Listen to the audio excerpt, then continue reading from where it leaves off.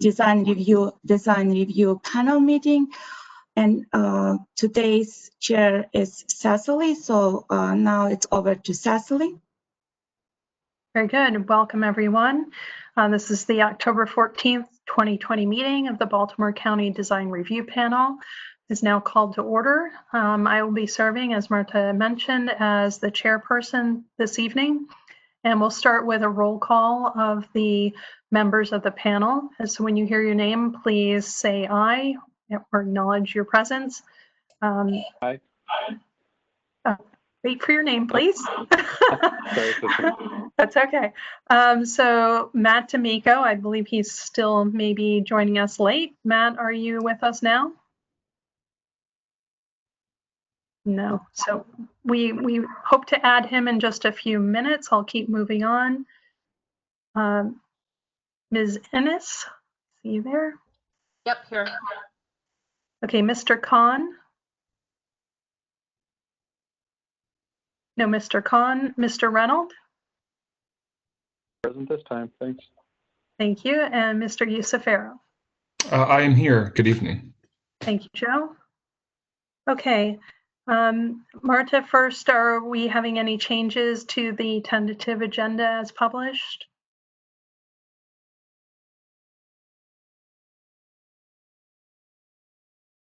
Are you muted, Marta? Sorry, I was muted. Yeah, no, we don't have any changes to the tentative agenda. Very good. Okay. So for the panel, you received an email October 6th with the draft minutes of the September 9th, 2020 meeting. And has everyone had an well, I'll assume everyone has had an opportunity to review the draft minutes. We do have one correction that's been requested. I'll read that and then open it up to others if they have additional. So there's a sentence within underneath the project, the 215 Washington Avenue signage project that was asked to be revised by David Karczewski, representing the team. The original sentence read, Ms. Ennis made the motion to approve the proposed signage as presented with no restrictions on future signage unless presented to the DRP at a later date. And the modification reads, Ms. Ennis made the motion to approve the proposed signage as presented. Any additional future proposed signage will need to be reviewed by the DRP. So again, the sentence, the additional or second sentence reads, any additional future proposed signage will need to be reviewed by the DRP. And with that, I'll ask if there are any other members of the panel that have additional changes.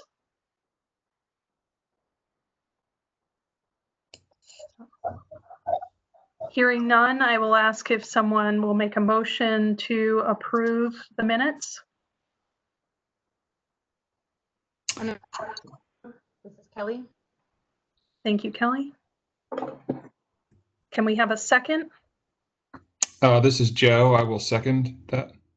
Thank you, Joe. We'll call a vote. All in favor, say aye. Aye. Aye. Aye. Aye. Okay, I think that was 4 ayes, if I counted correctly. So that motion carries. Thank you very much. Now, as we move on, I would like to read a statement, and this is for all of those attending. We read this at the beginning of the panel to ensure that folks know what we are reviewing as the DRP and what we are not. So bear with me, I've paraphrased this, but it is a little bit lengthy. But per Title 4, Subtitle 2, Part 1, Sections 32-4-203 and 204, those establish the DRP. And the purpose of the DRP is to encourage design excellence. We are acting in a consulting and advisory capacity to the agents that are involved in reviewing development plans. The objectives of the DRP are to give review and assessment, including all manner of spatial, visual, and functional relationships that have to do with natural and built features of the site, as well as if those features are contextual and appropriate with the surrounding context of the site.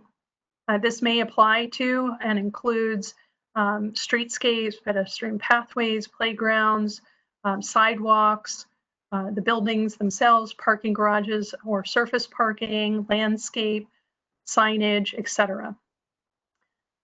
There are certain portions of the county or areas of the county that were designated by the county council that require review by the DRP.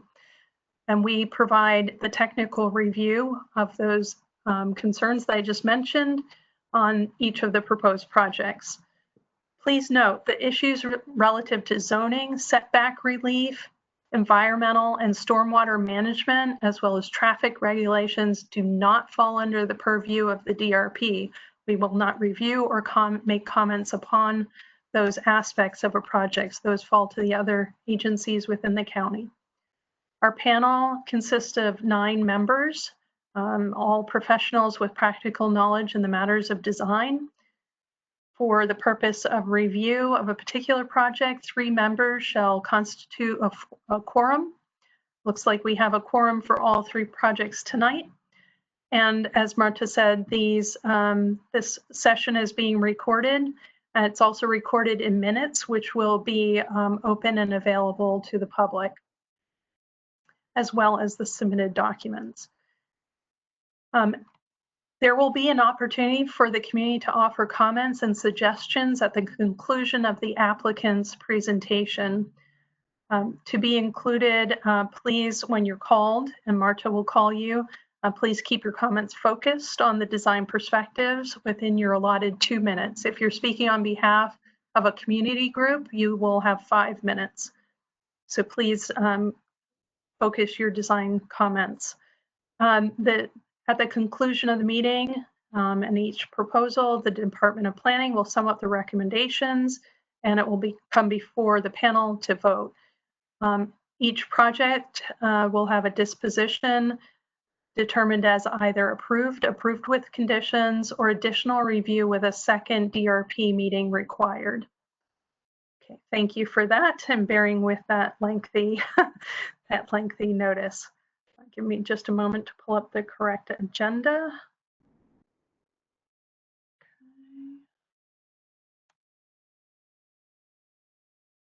All right, many items here open. Okay, here we go.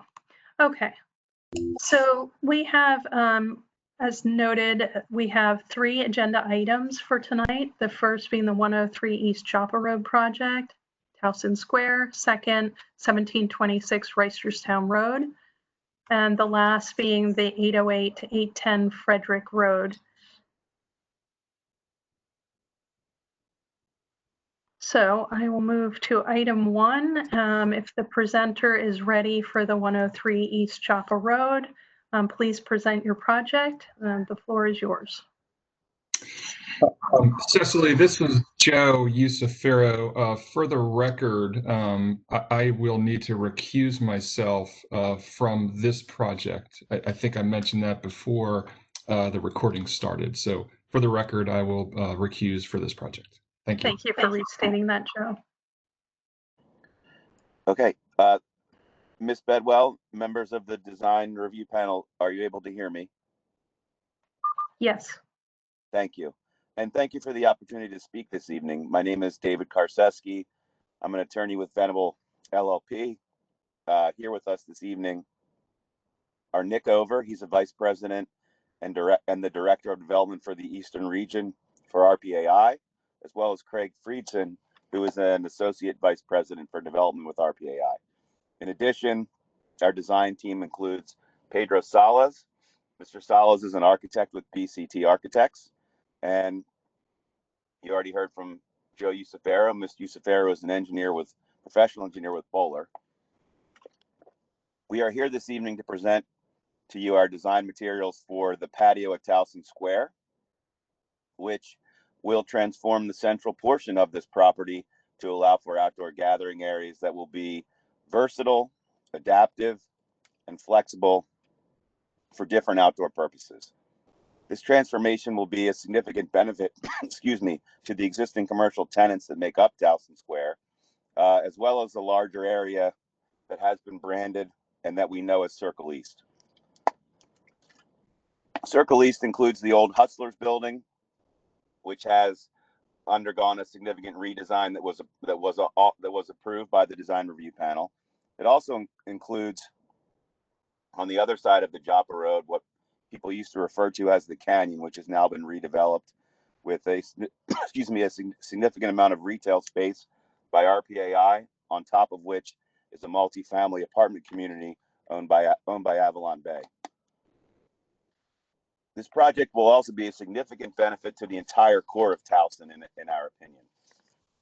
In fact, no other property in Towson is programmed the way RPI proposes to use this one. Towson Square was originally developed under the old BMCT zone. As you mentioned, Ms. Bedwell, all of those regulations no longer apply: setback, height, FAR, parking requirements. Today, the core of Towson is subject to the DT district created by Councilman Marks, and therefore your review, excuse me, review by the design review panel. I'd just like to note for the record that I have talked with Ken Mills. He's the CEO for the Revenue Authority. The Revenue Authority owns the garage that is part of the same building as the Cinemark Theater use. He has reviewed our design materials that were submitted to the DRP, and he supports this project. He also has no concern that would be related to parking spaces that would support Towson Square. And he is also aware that the project would require the removal of 8 unmetered parking spaces along the private road that connects to Joppa Road. In terms of parking, the Revenue Authority garage, excuse me, will continue to provide ample parking spaces for Towson Square. And as I alluded to, or you may have also alluded to, the county also has no parking requirements by code any longer for commercial uses, including retail and/or cinema. However, functionally, it's RPAI's position that there is ample parking in the Revenue Authority garage to support the uses, even if these 8 parking spaces are to be removed. In addition, the theater itself has undergone renovations and has reduced the number of seats that serve the movie screens within. And with that, I'll be here to answer any questions, but I'm handing this presentation over to Mr. Friedson, and thank you for the opportunity to speak.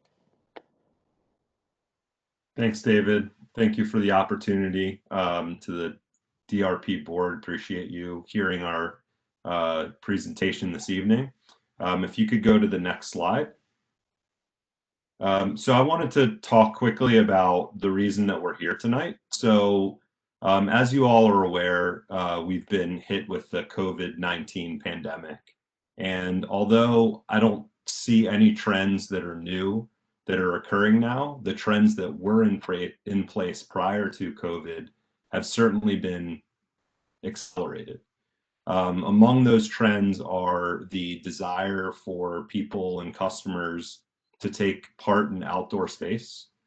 We've seen this occur in various projects throughout the region and throughout the country. And those that are successful are those that have areas that can be programmed for 4 seasons with various uses, whether it be families coming on the weekends to experience a farmer's market or a holiday market, or yoga studios that can have fitness in the park, or readings that occur during the day for children. There are various uses that can be utilized when there's a flexible programmable space. And that's what we're trying to do here. I want to make it clear that our investment here of approximately $1.6 million is significantly more than we originally intended. However, it does not include any additional rentable space. There are no structures that are being added here.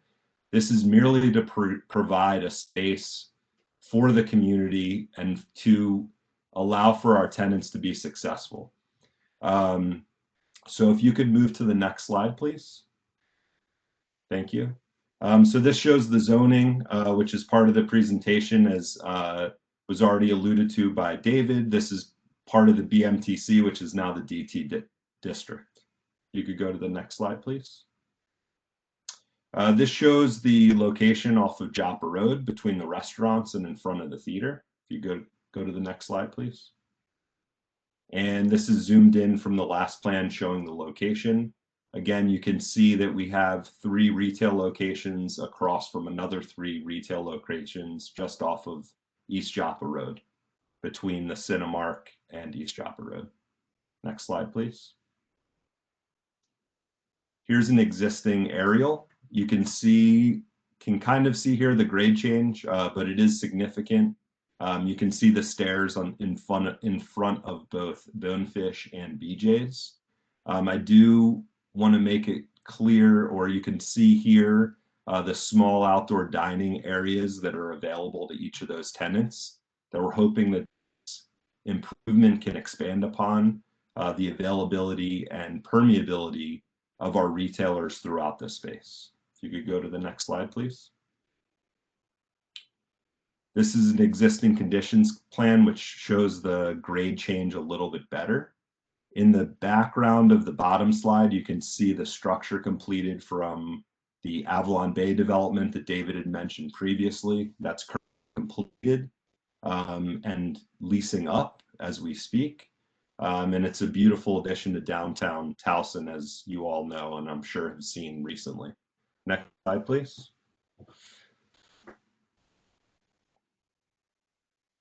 So again, existing conditions from East Joppa Road looking up, and then back down in the middle bottom image there, you can see looking back up towards the Cinemark movie theater. Next slide, please. So as I mentioned previously, you can see here, this is approximately 1,400 square feet of outdoor dining for the 3 tenants shown here, World of Beer, Bonefish, and BJ's. So as I mentioned, even prior to COVID, outdoor dining was a preferable place for people to go. And when given the option between 2 dining establishments, those with outdoor seating were usually preferred. So what we're trying to do here is to provide more of an opportunity for that.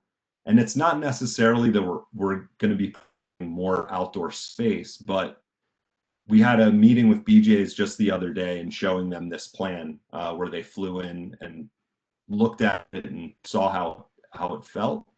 And they actually mentioned that one of their desired improvements is to add some movable storefronts so that they can experience more of the outdoor space from the inside. So that creates that feeling and usability that we're looking for by creating this outdoor lively space in the center of these retail establishments. If you could go to the next slide, please. So here I'm going to hand over the rest of the presentation to Pedro Salas, who heads up our design and architecture team. And he's also a Towson resident, which he'll get into, but that's really helped to establish his desire to make this a great place and hopefully a place that he's going to use often. Thanks, Greg. Can everyone hear me? Can you guys hear me? Yes. Yes. Okay, great. Good evening, everyone. Yeah, like Craig, I'm Pedro Salas with BCT Design Group. Thank you for the DRP board for allowing me to speak tonight. I'm really excited to present this vision for the patio at Towson Square. As Craig alluded to, I am a resident of Towson, been a resident for about 11 years. And, you know, my family and I often drive to Bethesda, DC, Annapolis, and other places to really utilize spaces such as the one we're proposing today. So I'm really excited for the potential of having this in our own backyard. So a big thank you to RPAI for letting me be a part of the team. So moving on to the design presentation, if you can go to the next slide, please. So this slide shows our proposed design. You can see there's 2 distinct zones. The turf zone on the green, on the left side inboard, closer to the cinema, which is meant to host family-friendly activities. And then we have the deck area shown in pink, closer to Joppa Road, which is intended to be a flexible multi-use space throughout the year. And as Craig alluded to earlier, this idea of permeability is something that we have tried to infuse into the designs. You can see the arrows on the screen showing the various ways to enter the spaces and the potential of cross traffic made possible by having the deck at the same finished elevation as the adjacent restaurants, BJ's and Bonefish. We're taking a similar approach with the turf area in terms of how we're leveling it out using planners at the edges, which I'll get to in a little bit later in the presentation. Next slide, please.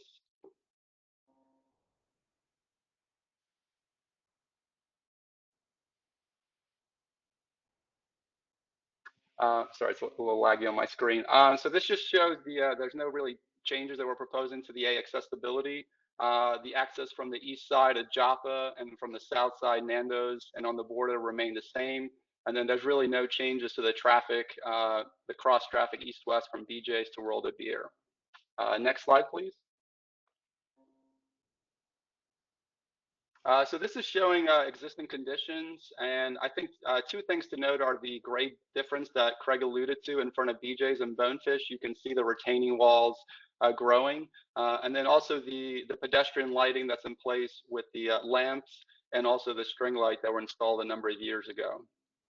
Next slide, please. So this is showing the proposed design in 3D, and the overlay, the tan overlay, is showing the small outdoor seating area, and then obviously the pink area is showing the proposed deck, which allow cross traffic between Bonefish and BJ's, essentially unifying the pink and the tan space into one unified space. Next slide, please. So as noted earlier, we really want to create a community amenity that allows for various events, not just in the summer, but throughout the year. This slide is showing the space being utilized as an outdoor living room with movable lounge seating, umbrellas, and movable planters as well. Next slide, please. So similarly, this space is being utilized as a farmer's market with various tents and stalls. The space could also be utilized as a holiday market between Thanksgiving, Hanukkah, and Christmas, as is the case in downtown Baltimore, Philadelphia, and DC. Next slide, please.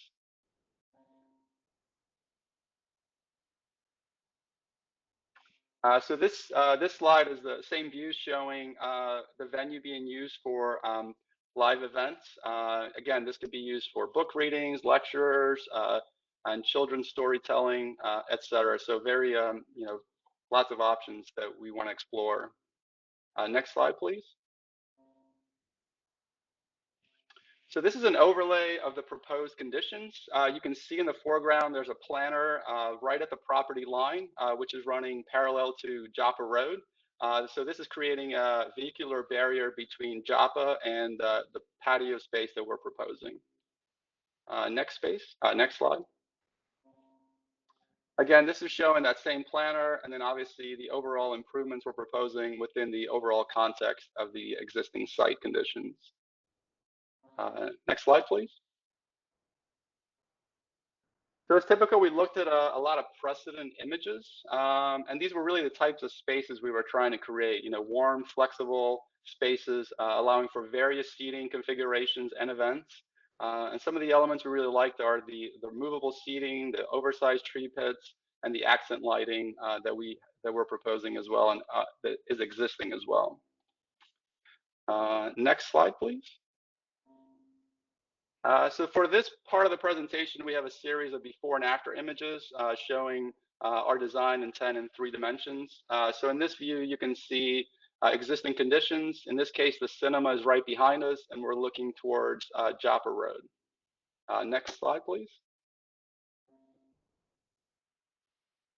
So in this proposed view, you can see the urban lawn that we're proposing. So the intent is to create a fun, family-friendly space allowing for various use, such as swings on the trellis, various games on the turf, and I forgot to mention it earlier in the plan, but you can see on the foreground we're also showing 3 spaces for curbside convenience pickup. which we expect to be very relevant during and post-COVID. Next slide, please. So this is an existing view looking south towards the cinema. And again, you can see the gray difference along the railings and the retaining walls on, especially on the left side of your image. Next slide, please. So this is showing the proposed living room and the deck zone. And then you can see the turf area in the background. We're also proposing, it's a little bit hard to tell, but again, talking about the permeability, we're proposing to cut back the wall and railings that are existing to allow, cross traffic between the various restaurants. Next view, please. So this is existing conditions looking towards the World of Beer tenant. Next slide, please. So these are the proposed conditions. You can barely see the deck on the left-hand side, and you can see the turf space on the right-hand side. Again, this permeability that we were talking about, we want to allow people to permeate throughout the space and patronize both sides of the street with as little friction as possible. And you can start to see all the openings that we're creating, both north-south and east-west as well. And then from an ADA path, you can see the existing path remains in place directly in front of World of Beer. Next slide, please. So again, we looked at a lot of precedent images, and the fun, family-friendly, and flexible spaces is really what we were trying to achieve with our space as well. Next slide, please.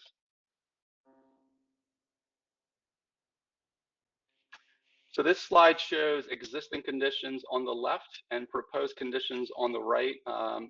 And I believe the next slide is actually a little easier to see the grades a little bit more clearly. If you can advance one slide.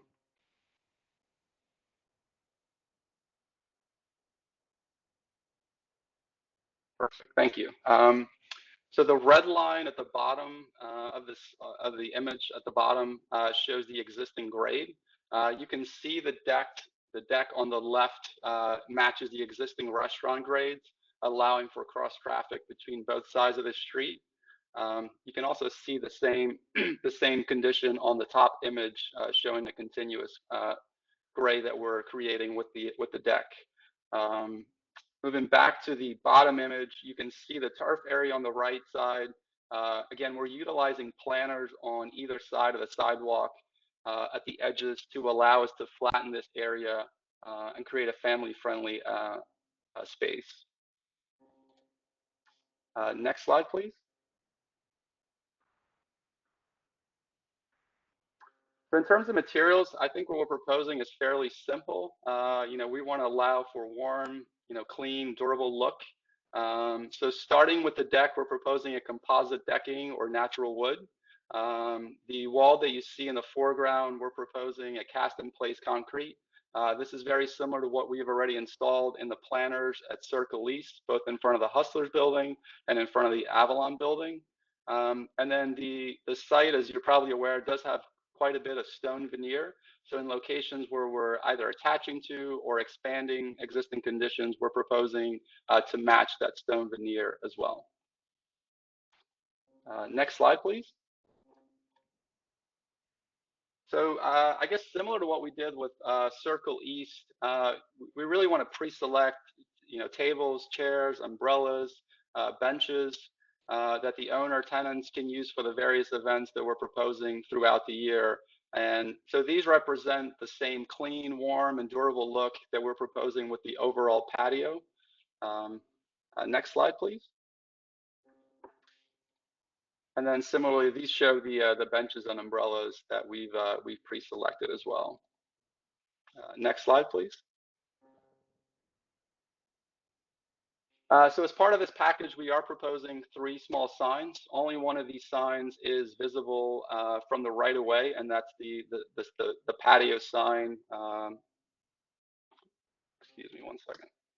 Which is 10.1.1. And the other 2 10.1.2 is a small sign that faces the cinema attached to the trellis.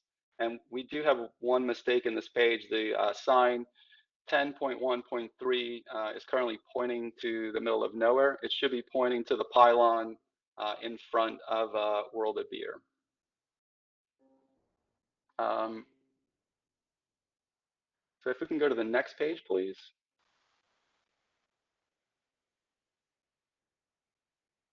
So this shows the main sign, which faces Joppa Road, and it'll be installed over the concrete wall. And this is an internally illuminated sign. Next page, please.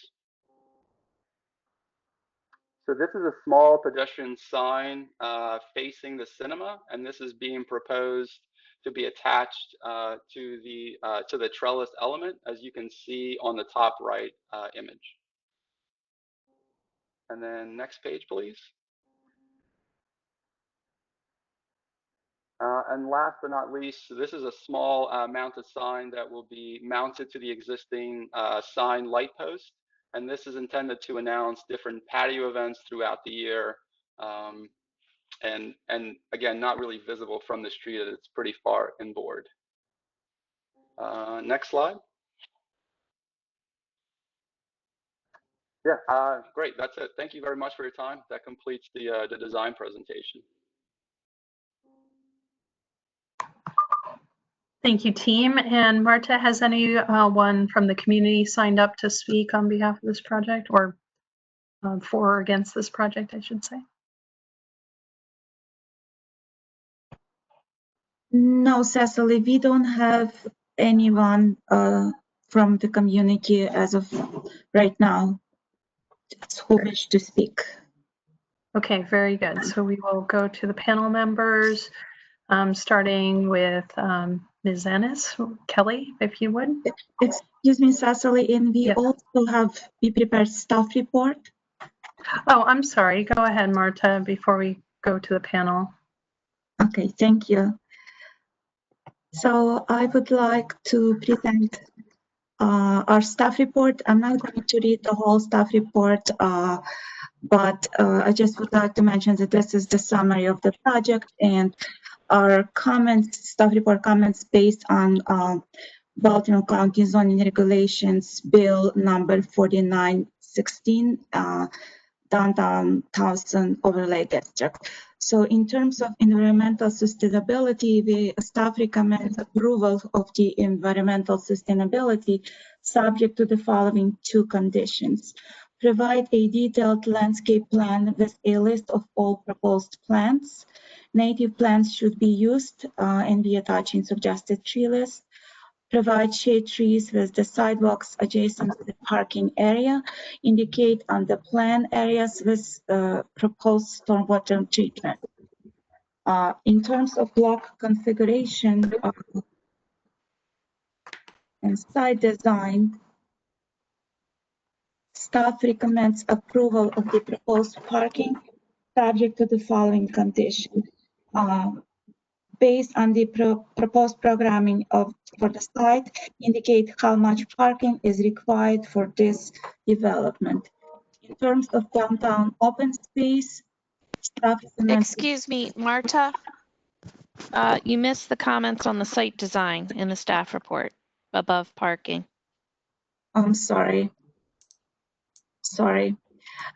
Site design, clearly label on the plan all pedestrian entrances to the adjacent buildings, ensure that is enough space for pedestrian circulation within the proposed site and to the cinema, keep at least 5 minimum sidewalk with not including the outdoor seating area, provide a diagram for pedestrian circulation within the around site, and number 3, paving materials and patterns to be used to guide movement and define functional areas.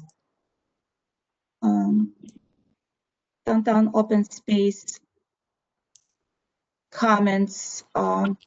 Staff recommends approval to the proposed open space subject to the following conditions. In the area where the entrance road is being closed, complete the sidewalk along Joppa Road, continue the curb across the entrance road and connect the two sidewalks and enhance the area with pavers. Number 2, the proposed open space should clearly delineate entrances to the retail restaurant spaces, provide trash and recycling receptacles, and number 4, provide bike racks. And in terms of lighting, clearly delineate if any new lighting is proposed. All proposed lighting shall be labeled on the plan. The placement of lighting should provide adequate illumination for safety and convenience for the project's tenants and users, but not provide unwanted glare. And in terms of signs, staff recommends approval of the proposed signs subject to the following condition. Provide additional drawings and clearly indicate all proposed wayfinding signage, clarify whether the holes at the Chapel Road entrance are being relocated. And that's all for the staff report. Very good. Thank you, Marta. And we'll go to Kelly. Thank you. Hi, this is Kelly. This is a fantastic use of space. I concur with staff's recommendation and just reiterate the last comment with regards to signage to provide a clear package with the signs. That's it. Very good. Matt, go ahead. Thanks. I concur with Kelly. I think one item I just want to discuss was the gateway to Joppa Road. I think the rest of the site feels very connected, but the Joppa Road entrance feels like there's something lacking there. Feels like there could be I see what you're doing with the wall with the signage, but it feels like the space could kind of open up and spill down to Joppa Road a bit more to make it feel a bit more open to the surrounding community. So it might just be something to explore. I see the tough geometries you have with the stairs and the property line and things, but in the renderings, it just kind of looks like a lost space. It looks like it could be something that could make your space feel larger or be more usable, but also transition more to the community. I could kind of see that as the gateway to your project, or that Instagram moment where the kids living at the apartments across the street are coming across and taking their pictures, and people are going out to eat. It just seems like it could be much more of a moment than it really is. Otherwise, I think it is a great use of space. It's definitely things that we're seeing every day, so it's exciting to see something like this in Towson. I saw on the staff report the comment about trying to keep 5 feet clear. It looks like on one of the plans there's a pinch point of 4 feet. So just something you probably need to look at. And I'm assuming that this is meant to be permanent, right? The installation, you're assuming this is going to stay post-COVID, obviously. So maybe we can talk about that. And then finally, and Pedro, I think you had mentioned it about the ADA access. Maybe you could just confirm that you could get into all of the spaces, with a wheelchair or find accessible route. Be great. Very good. And before he responds to that, or the team responds to that, why don't I'll ask Joe to give his comments, just so that if there's anything else to address, they can do it in one fell swoop. Joe, Mr. Yusufero, would you like to comment? So just a reminder that I am part of this team. I didn't. My apologies. This team did a wonderful job in presenting. I didn't feel I needed to chime in. So. Very good. Yeah. Okay. Well, then I will echo Matt's comment about the space near Joppa, and just would like to hear the team's response to that. In particular, I was wondering if there might be some staggered steps that offered more of a place to occupy rather than that blank wall. I think you also, Matt, touched upon one of the concerns of the necking down of space. Just was wondering if the team could also address heating. You've definitely covered programming, and I think most of the circulation aspects. But because we're moving into the winter months and outdoor seating is still going to be desired, Are there outdoor heating elements that you're introducing? And if so, can you address that and talk a little bit more about it? So I'll turn it back to the team if you'd like to address some of the comments. Thank you, Ms. Bedwell. This is David Karczewski. I just wanted to mention quickly the comments about landscaping, a landscape plan, and lighting. If the panel members see it fit for that to be reviewed following the meeting by the planning staff, that would be our goal. There's very minimal amount of lighting that, first of all, none of the freestanding lights or the wall pack lights are going to change. They're going to be where they are. There could be a minimal amount of uplighting, surrounding some landscape planters or planting boxes, but that would be our request with regard to the landscape plan and any lighting and any minimal amount of lighting proposed. And with that comment, I know that Mr. Friedson did want to talk about the area along the frontage of Joppa Road and what would become the prior point of ingress egress. Yeah, thanks, David. So I'll address a couple of issues here and I'll hit that one as well. So number one, I wanted to mention for stormwater management that the intent here is for the deck to sit on top of the existing impervious area, so that we would be utilizing the existing stormwater management facilities and flow that's already there, and that all of our intended additions to this project are just going to be pervious and then flow down into the existing storm sewer system. So that's one piece. And then I also wanted to just touch base on the permanence of this. I mean, like I had mentioned in the presentation, I do see this as a trend that is happening, and it's our full intent to have something here that is going to be lasting and permanent, especially when we're investing, over $1.5 million in it. So that is obviously our intended goal here. So that's what we'd like to see happen. So obviously, if it's successful, it will stay in place. But you guys have seen retail, and we want it to remain as flexible as possible. So that's the goal of this overall project. And then in terms of the area in front of Joppa, so I'll hit that piece, and maybe Pedro can layer on after I mention that. But I do see where you're coming from, and we will certainly look at some options there. But we are challenged with the grade.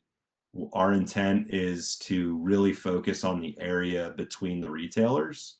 And in order to do that, we felt that creating a platform and setting it off so that we had the ability to program it, instead of having steps there where we wouldn't be able to utilize it as a stage, it would be a lot more problematic to program it in other ways. So that's the reason that ended up being more of a wall than a set of stairs or seating. So and then I also, and Pedro, you can hit that after if you want to, but Sure. I also wanted to mention the area coming off of Joppa Road right now, that is where we have that planter that you can see on the current slide that is on right at our existing property line.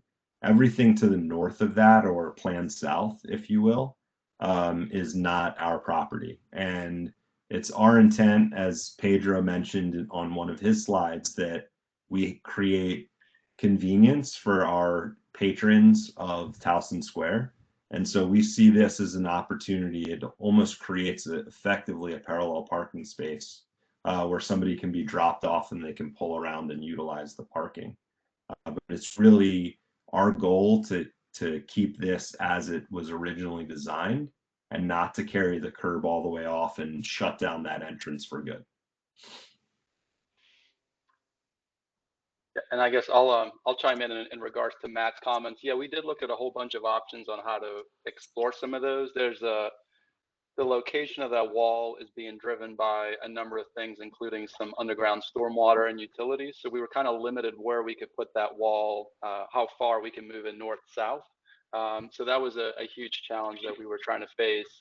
And then as Craig said too, the we're using all the stormwater, and all the stormwater actually catches at the edges. You can't really see it on the slide, but it's it's right in front of that wall. So we're kind of allowing that wall to permeate the water. But yeah, the utilities, I think, and the stormwater infrastructure that's below really became kind of a sticking point on where exactly that wall could be located.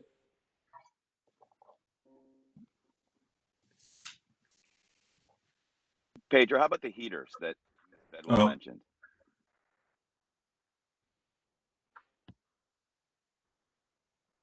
So we don't have any permanent heaters currently integrated into our design, but we would certainly look to add those as part of potentially as part of the landscape package. And certainly temporary heaters that can be moved around.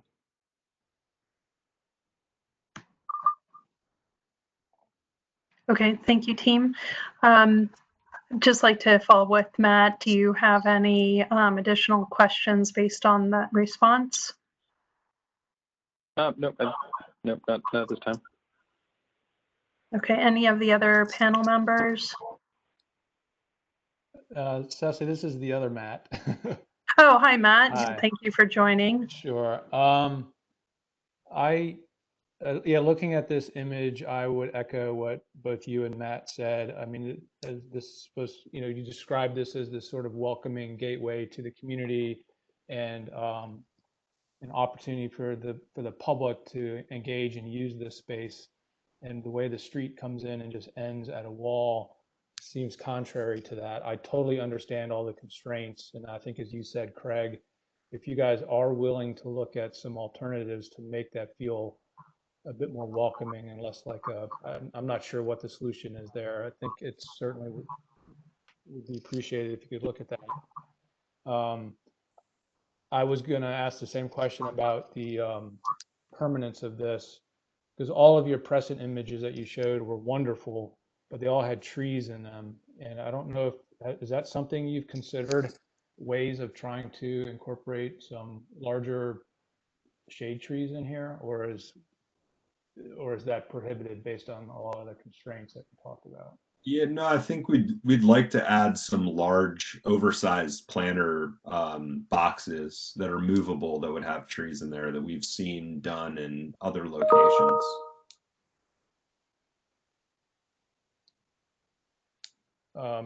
But there's not an opportunity to create any giant tree wells, if you will, permanently underneath any of this structure, avoiding, storm drains and all that. I understand, to create some large trees. Is that possible? Or?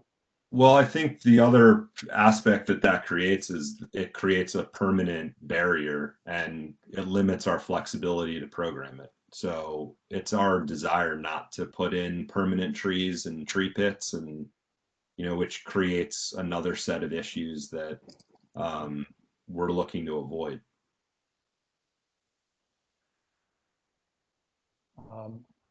Those are my comments. I would, if you do have the opportunity to do trees like you suggested, and I think the county has requested a planting plan, maybe you could include that on those plans.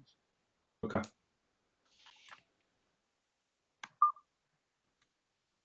Very good. Kelly or anyone else want to jump back in? I have a few roundup comments, but I want to give you a chance to address any of the comments the team made. I'm good. I appreciate the comments, but thank you. Very good. Well, I'll just add to what the other panelists have said. I mean, I do feel like that area off Joppa is a bit of a lost space. The planter that's forward of the wall almost feels like a curb stop rather than a part of the integrated design of this. Be nice to have a little bit more attention. I understand that you can't have people turning off of Joppa and pulling into that throat. That's maybe a bypass. I think there would have to be signage or something to indicate, because I think you'll have a lot of people maybe by Google Maps or other navigation thinking they can pull through there. So I'm a bit concerned about that, both from a practical circulation standpoint, as well as just how that feels less than integrated with the overall design. I think the comments from staff, I guess I would limit the signage that you've shown in the package, if that's what you are limiting yourself to, as well as the lighting. I don't think you covered that, but I do think I remember seeing some lighting in the in the design package. I'd just like to follow up on that. If you are limiting yourself to what's currently in the package, or if you have any other intent for additional signage or lighting. Cecily, this is Jennifer. I'd like to also make a statement or ask a question. When this project was constructed, the developer was responsible for putting in the streetscape. Whether it was within their property limits or outside is my understanding. So I think that coming up with this solution of putting the planter wall right at the property's edge is not really a solution. And I think you all need to either discuss, or the applicant needs to be open to coming up with another solution, because it's going to create a traffic problem along Joppa. People are going to see that opening, think they can come in, and it's not or a pull off parallel space. I don't think that's a viable solution either. So I think you all need to either come up with something or discuss it now and get it resolved. Ms. Bedwell, this is David. May I respond? Yes, go ahead, David. Thank you. And it may be that Craig jumps in as well. I think Craig and his team are open to coming up with something other than what is being referred to as this planter wall, and could discuss that with with the planning staff. However, the one thing that I think is causing us some trouble would be a requirement to extend the sidewalk and curbing, because while the intention is to keep this for a long time and to have synergy with the commercial tenants, it doesn't have the same permanence that, say, the buildings do. There is still a private road under it. And Craig, if you could respond as well. Yeah, no, I agree with that, David. And, it's our intent to have this permanent, but we do want to have flexibility. And, I hear and see where the staff and panel is coming from with respect to the integration with Joppa and how we might better integrate this design with the road. But I do feel like keeping that curb cut in place is a necessity in order for us to move this project forward. Because if we eliminated that curb cut and had to go back through an entire process again, I mean, we're just so you guys understand, I mean, which you already know, the time that it takes in order to take this through the process, get it approved and built, we're talking about at a minimum a year long. And it's a challenge when we're in times where month to month is difficult to plan around, and we're having to do these things and go through a years long process. And if we want to reverse it to do the same thing again, would be problematic for us to make this kind of investment.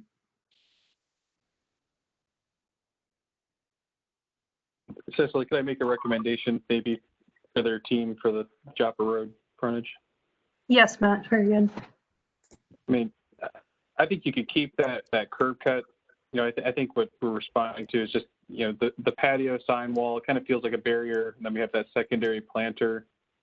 I think you're close. I think it would be a lot stronger if you could, even if you built a temporary bench element between those two column elements to tie those two together and have that create your barrier, so to speak. But it's a usable element where people could sit. Maybe it has some planting in it. I don't know what it is, but it's a feature that defines that end, lets the patio come out to the property line.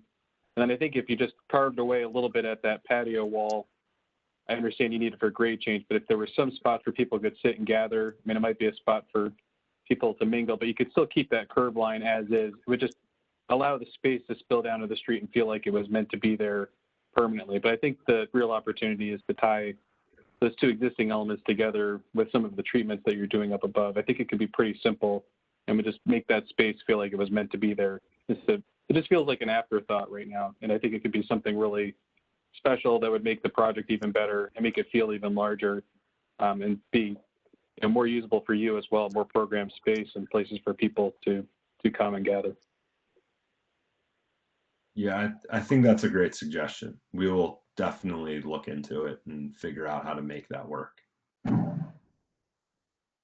This is Matt again. I think there's a lot of really great examples today of, people refer to it as tactical urbanism, where streets and on-street parking and parking lots, et cetera, are being taken over because of COVID primarily, but being taken over for some of the things we're talking about.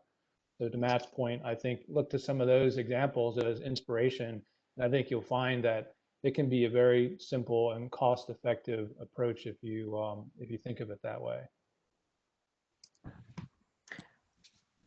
So just before we go to making a motion, I just want the applicant to answer one just additional question that I posed previously. Are there any additional signage or lighting elements beyond what you've shared in your package that are intended?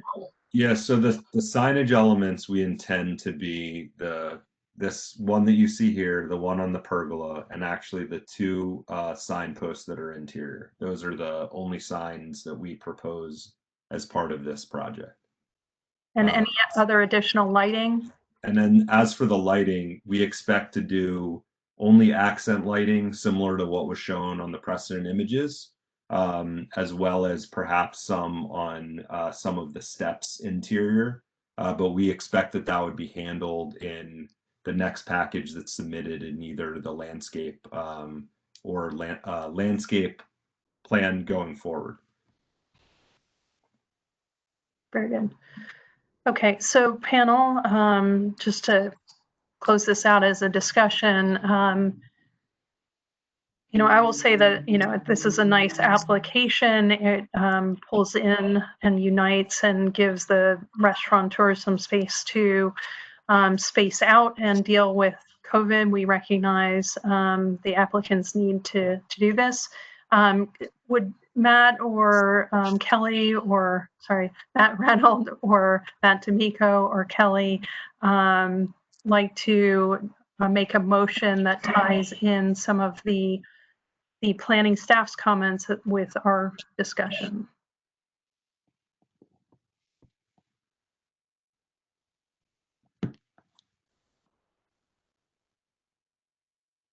Yeah, I don't know, Matt, do you want to do it, or do you want me to take the lead and do it? Usually you do them.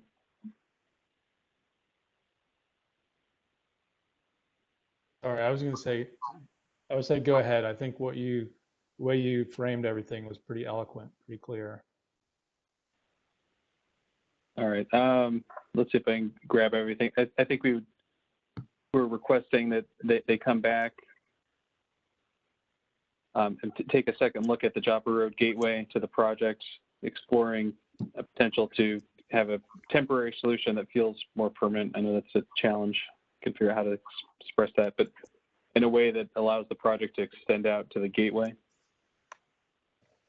I think that's the first item. The second is to explore the addition of trees, even if they're movable within the space, per Matt's comment. I think trying to get some shade in there is going to be important. I do want to keep in there just from the staff comment, the ADA access. I think there's the requirement for the 5-foot walkway zone kind of between this deck structure and the outdoor dining. I think there's some other instances in Towson where the space has gotten cramped down pretty small. And I think I do see that in the design presentation, the 48 feet. I do think we just need to make sure we understand that pinch point, if there are any implications. Matt, there's actually no requirement in the code for a 5-foot minimum in Towson. So Jennifer, do you want to comment on that one? Just from the staff It's report? an ADA requirement, Pedro. We have to keep 5-foot clear sidewalk. We're not changing any of the ADA accessibility or paths. Those are all existing conditions. And I believe ADA can be as narrow as 3 feet for certain instances.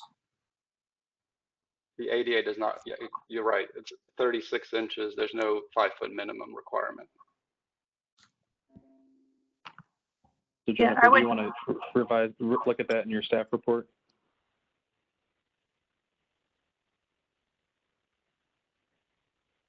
Matt, I would suggest that also there, beyond ADA, there is just a usable pedestrian clear zone that should be maintained for good urban design practices. So I don't know that it has to tie into ADA.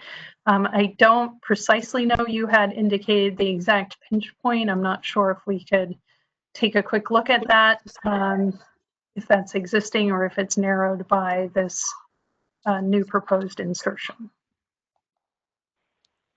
That's an existing pinch point. It's really driven by some tables and chairs. So it's definitely an adjustable pinch point that we can work with the tenants to enlarge.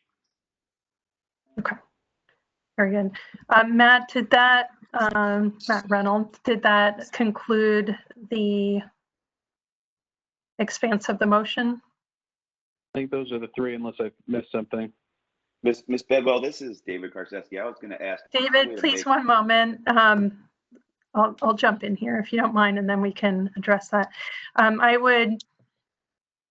Because of the expediency of this and being responsive to COVID, I would ask the panel if it would be under consideration to have staff review. I mean, I think the majority, in my opinion, the majority of the design is very solid. We've given them very concrete and fairly limited in the overall scope of the project and what they've proposed, the entranceway, the pinch point, and landscape, incorporating that.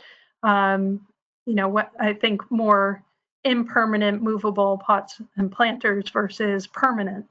If those three action items can be addressed and reviewed by staff, I would urge the panel to consider it going to staff with that condition rather than coming back to the DRP.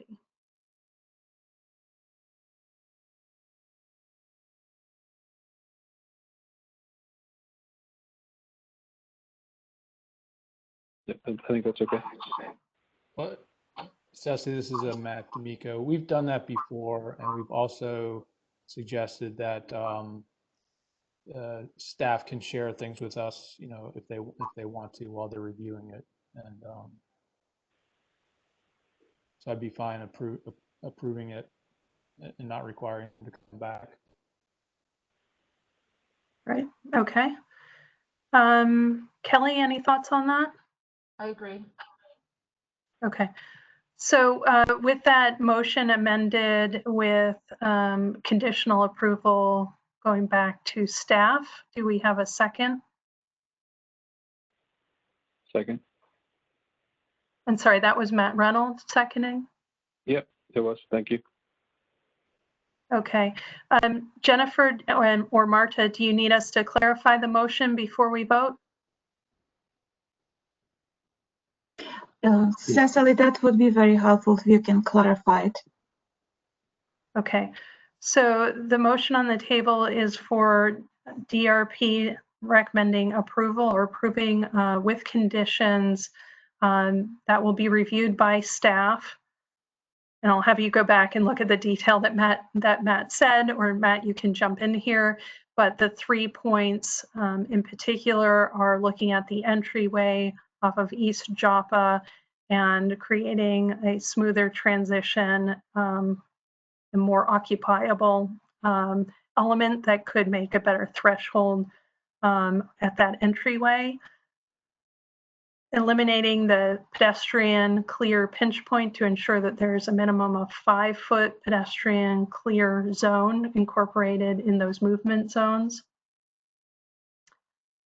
And incorporating and providing a landscape plan that brings in trees, plantings, native plantings to occupy some of the space and soften the space with landscape. Matt, anything else to add to that? I think that's it. I think for the landscape, I think we understand that it would have to be temporary and a movable condition.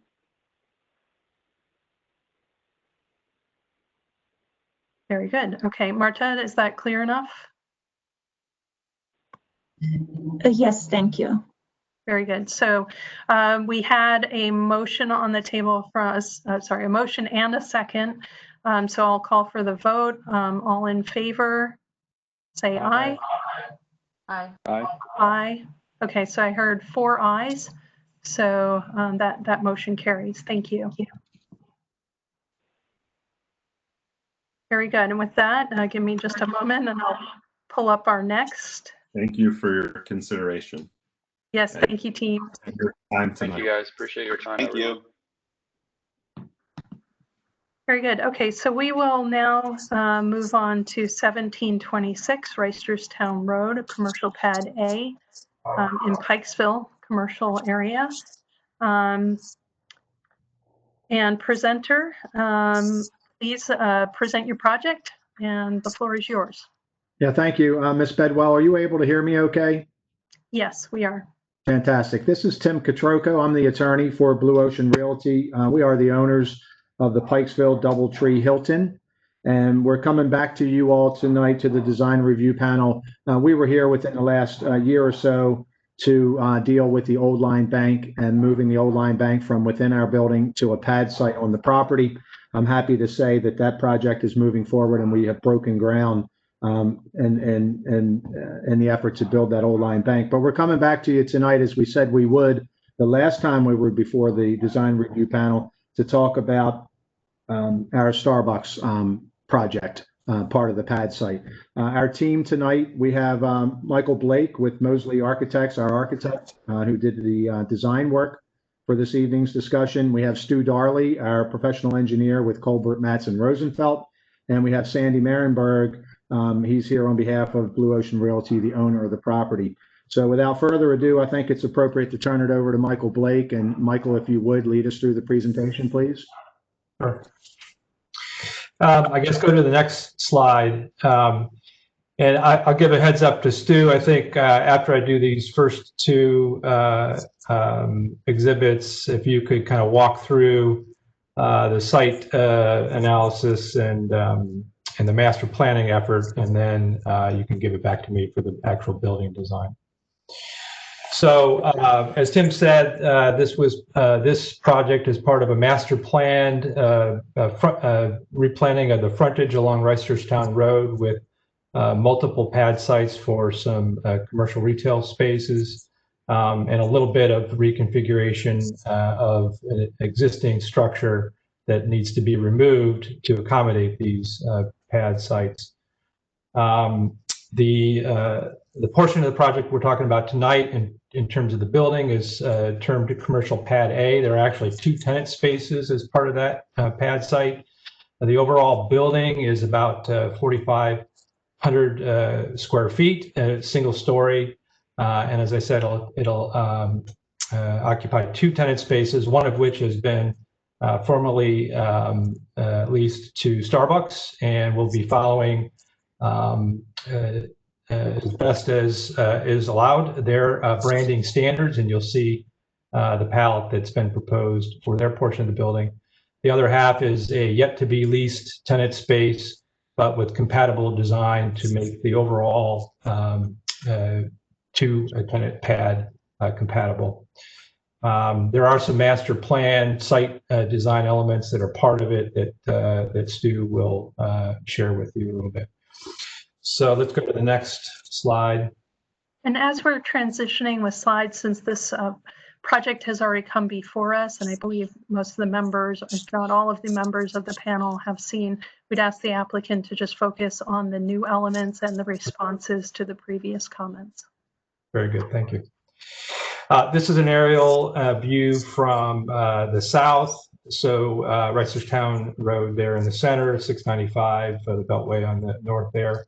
The overall site has multiple tenants, including Coppermine Athletic Facility. There's the Doubletree Hotel itself that has a ballroom extension.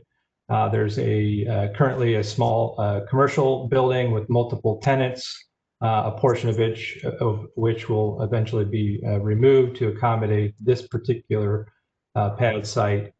And then the circled area is roughly where the new construction will occur. And then surrounding the property on the other side of Reisterstown Road is a variety of retail uses, and further to the south, some additional retail, more on a sort of a commercial strip nature. Next slide. Stu, if you want to walk through current zoning and some of the site context.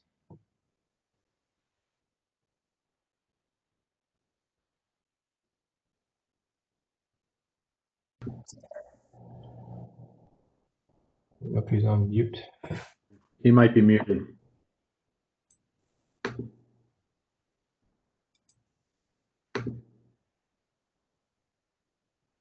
There he is.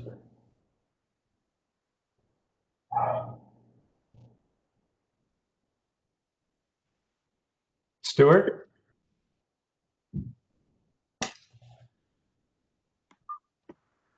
This is Cecily Bedwell again.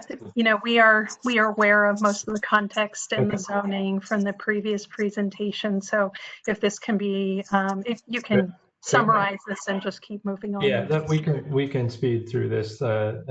This is all, like you say, has been presented before. So we can go to the next slide. There's just a photo study of really buildings on the site. The image there in the lower left in the middle is a portion of the building that will be removed to accommodate this pad site. So you can go to the next slide. And then these are other images of the DoubleTree and the copper mine facility on the rear end of the site. This is the hardline master plan. The portion we're talking about today is the lower right-hand corner. We can go to the next slide. Rendered version of the overall master plan. There are some comments from the previous submission that we wanted to acknowledge that are being addressed. If Stu's not available, I can address those. You all had asked for caps on the piers, and we have caps on the piers. You asked for 2 trees to be removed when you go down the new entry drive and you make a right turn, enter this retail strip. There were 2 trees you asked to be removed. I think you wanted more detail on the high and low light fixtures. And we have low light fixtures for the pedestrian walks, and for the parking lots, we have your standard high fixtures. We have pictures of them. So I think we respond to that. We also have, just to reiterate, textured walkways in the parking lots for the pedestrians to walk. And the other sidewalks are standard. Thank you, Sam. I believe that answers the questions that were raised at our last presentation, I believe, which was in January. Yep. Okay. Next slide. Okay. So this is illustrative of really the area that we're focusing on today. So you can see in the lower right-hand corner, the pad 1A and A1 and A2 are the 2 tenant spaces, and then there's an adjoining parking area and a drive-through loop around the perimeter of the building to accommodate the Starbucks drive-through window. Next slide. And then we can go through these. These are just street views from Reisterstown looking back towards the site itself. A quick section through just to show that Reisterstown starts to rise up along the street edge of the site. Okay, next slide. And then a quick snapshot of the retail spaces and other buildings around. Okay.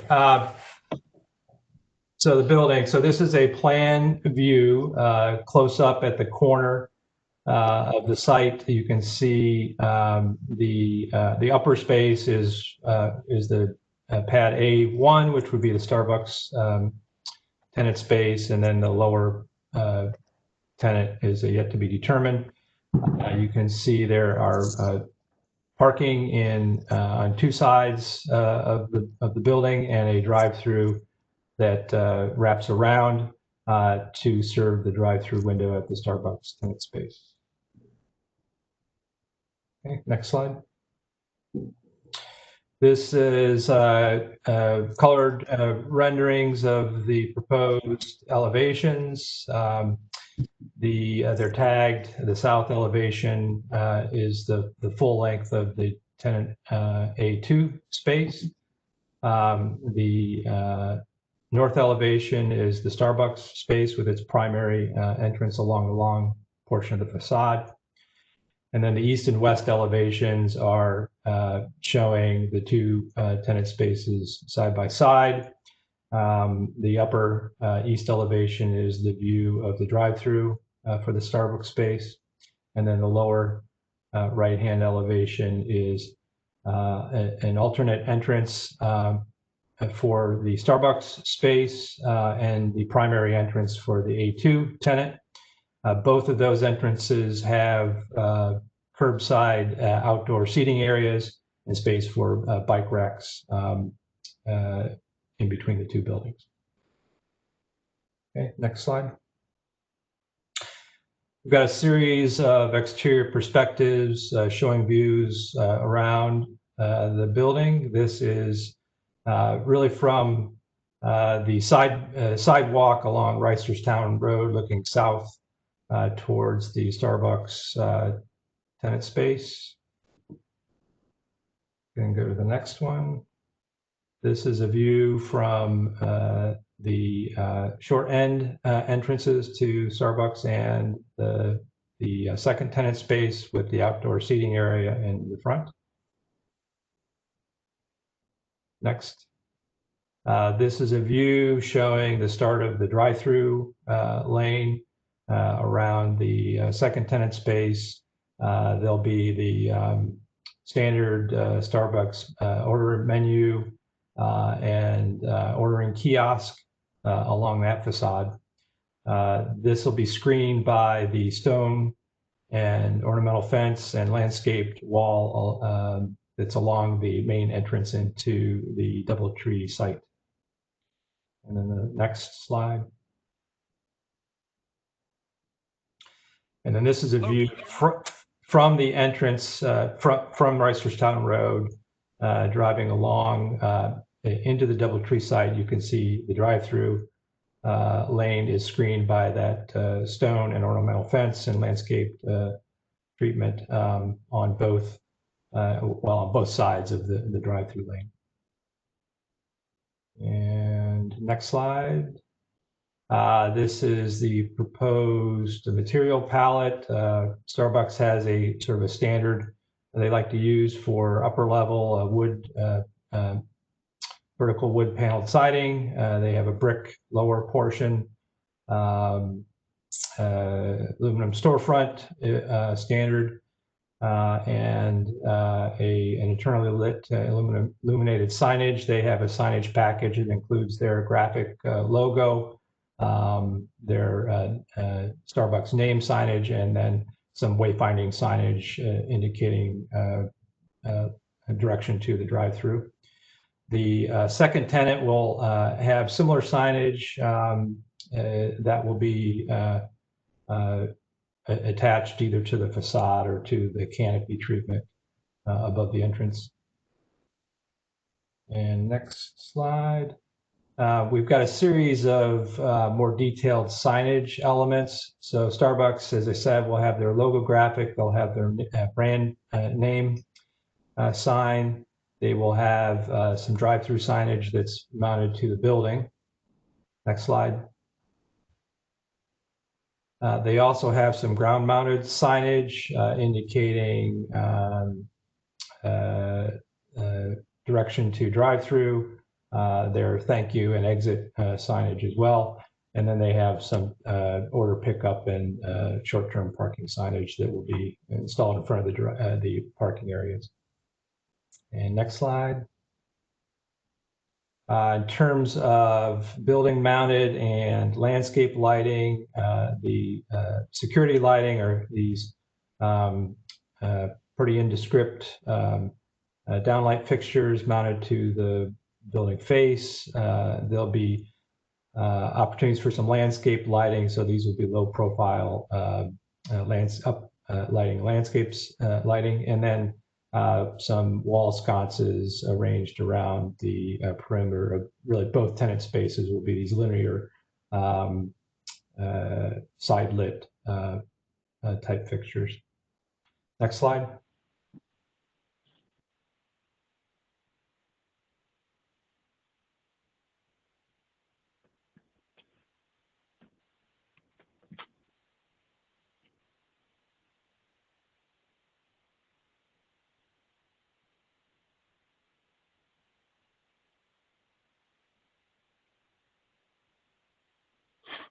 Hello? I think that's the end of the 23-page slide presentation. Was there a different document? Yeah, there were two more exhibits that Marta has that we would like to have at least viewed by the panel.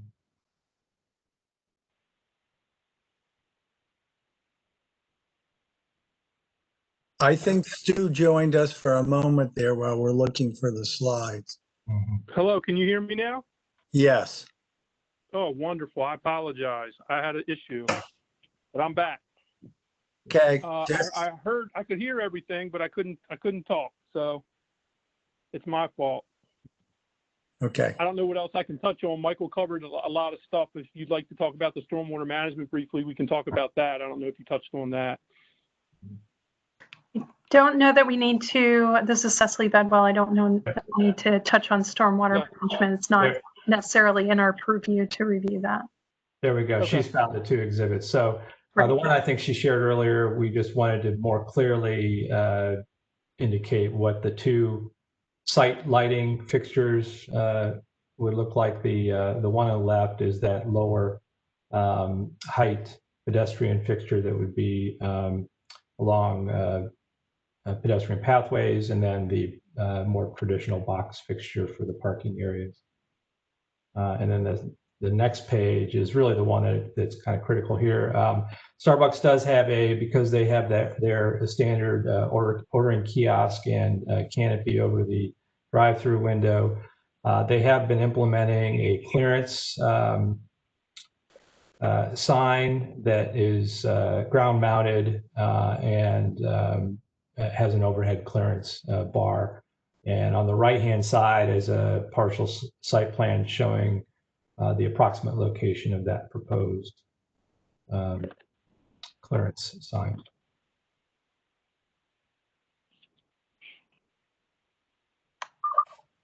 Okay. Very good. Does that conclude your presentation? Thank you. Thank you. Very good. Okay, Marta, back over to you. Are there any members of the public signed up to speak on this project? No, Cecily, we don't have any public sign up for this project. Okay, very good. Would you like to go over the staff report then? Yes, please. So the staff report is based on the Comprehensive Manual of Development Policies, Pikesville Revitalization Plan, Pikesville Commercial Revitalization Guidelines, and Baltimore County Landscape Manual. And let me bring it up, the report that you can see.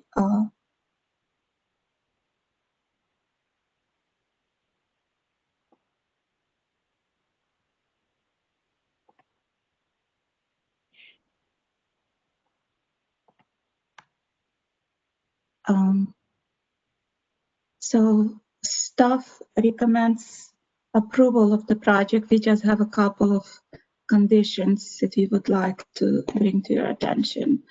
So in terms of site design, staff recommends approval.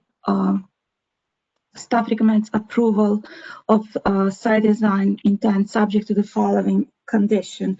Clearly indicate and label on the proposed plan the location of the proposed bike racks. In terms of open space and landscape design, staff recommends approval. In terms of street parking and circulation, staff recommends approval. In terms of signage and lighting, staff recommends approval of the signage and lighting subject to the following conditions. Condition. Once a future tenant is determined for pad site A2, the applicant needs to submit the signage package to the Department of Planning for review and approval. And that's all for staff report. Very good. Thank you, Marta. So I'll open it up to the panel. Joe, you're back with us on this one. And since we skipped you, came back to you, but had to skip you again, I'll let you go first on this one, please. Thank you. Yeah, thank you and good evening. Joe Yusufero. So my training and expertise is in the civil land design. And I will say that this plan has changed and been improved several times. So I just want to commend the applicant and the team for putting together this package. Overall, I think the plan works very well and looks far greater than it did. So well done from that standpoint. The only comment, and it's simply advisory, is if you can zoom in to the rear drive-through queuing area. I'm not sure, Marta, if you can do that or not, but just an advisory comment to the applicant, you might want to check the radius of the drive-through queuing lane as you stack behind the longer, narrower building, and then you make a left to the Starbucks. That turn looks awfully tight, and perhaps Mr. Darley can comment on what that radius is, because I'd hate to see customers not being able to make that turn because it wasn't thought through. So that's my only comment, but overall, I think it looks very nice. Yeah, Joe, I believe that inside radius is a 15-foot radius, which is absolutely a tight condition because of the space we're dealing with there and the tight 90-degree turn. But we felt like, based on an auto turn analysis, that the SUVs and larger trucks that would possibly be making that turn could navigate that turn and be okay. So that's why we held that as a minimum. I believe it's a 15-foot inside radius. Okay, understood. Thank you. And that's it, Cecily, from me. Very good. Thank you, Joe. Kelly, we'll go to you next. Hi, I just had a quick question. I'm sorry, Marty, you went really fast and I wasn't able to view it on my screen as fast as you were scrolling. Could you just go back to what the staff report comments were regarding the landscape plan?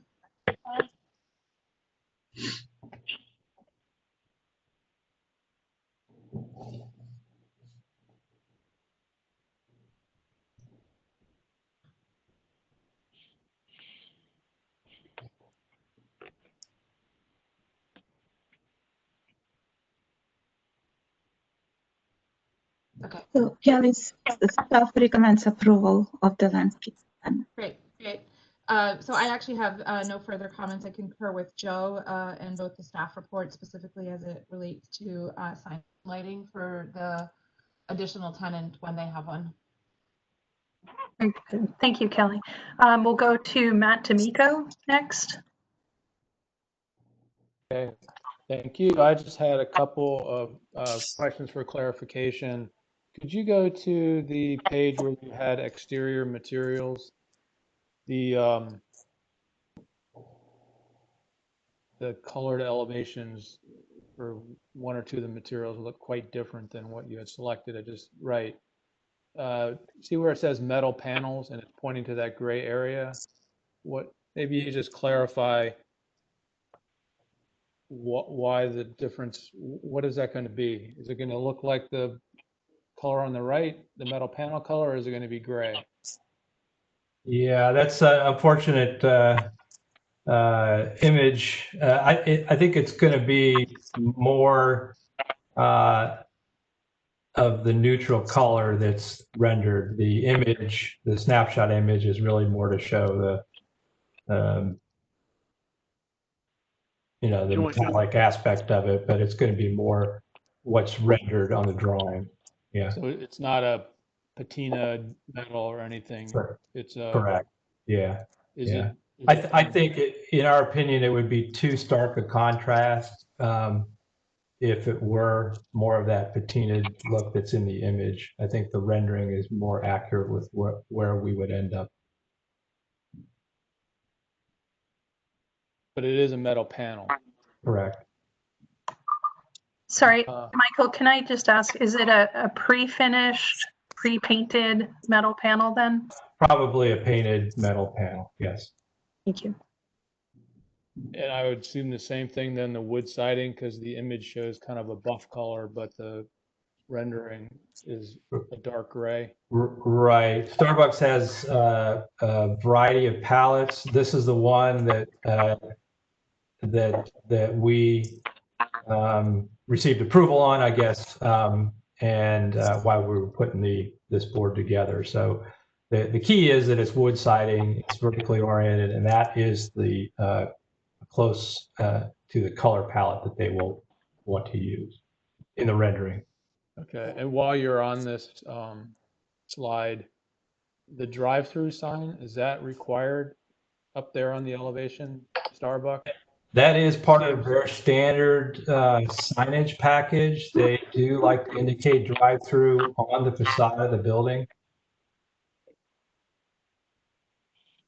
It's a minor thing, but it feels counterintuitive because you also had one at eye level, if I remember correctly, but if that's a requirement, maybe it could be in a place where it's not, it seems in competition a little bit with the circle, their logo, but like I said, that's minor to me.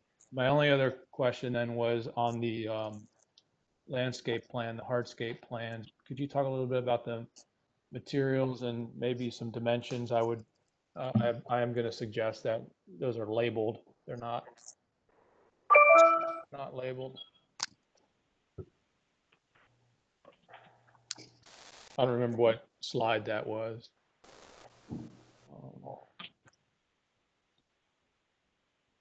Marta, can you go to the landscape slide?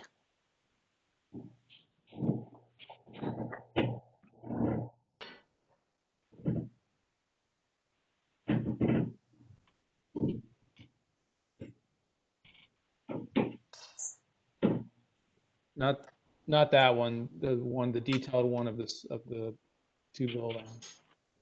I think it comes later. Maybe it's farther down.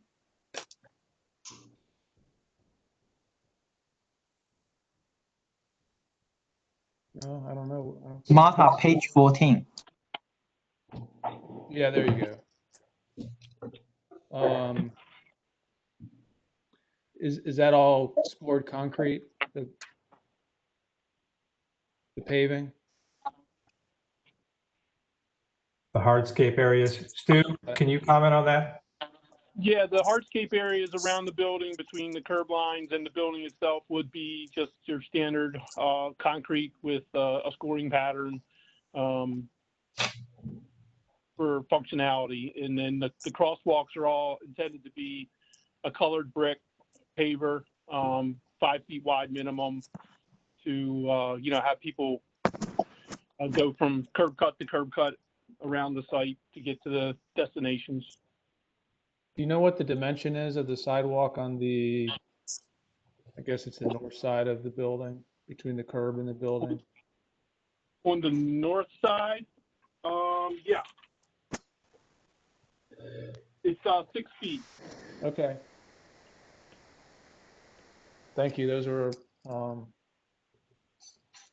my only comments are going to be, I think on your materials slide, whatever you had, I think you just need to label and be clear the colors and materials, because I think your call outs on the side were a little bit misleading. And then my second comment would be to label the hardscape plan here too, just so some key dimensions and the materials and the scoring pattern.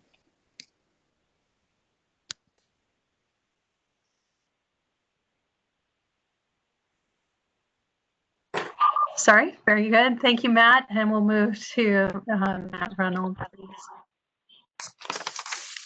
Just the same comments that the other team had. I think I would just echo Matt's comment about the hardscape, especially it looks like it's just a placeholder hatch there. So it would just be good to get that represented correctly on the plan. And then some of the overall landscape plans, it was a little difficult to see where the pier and fencing was occurring and not occurring. So just some clearer notes, I think, would be helpful for the final staff review.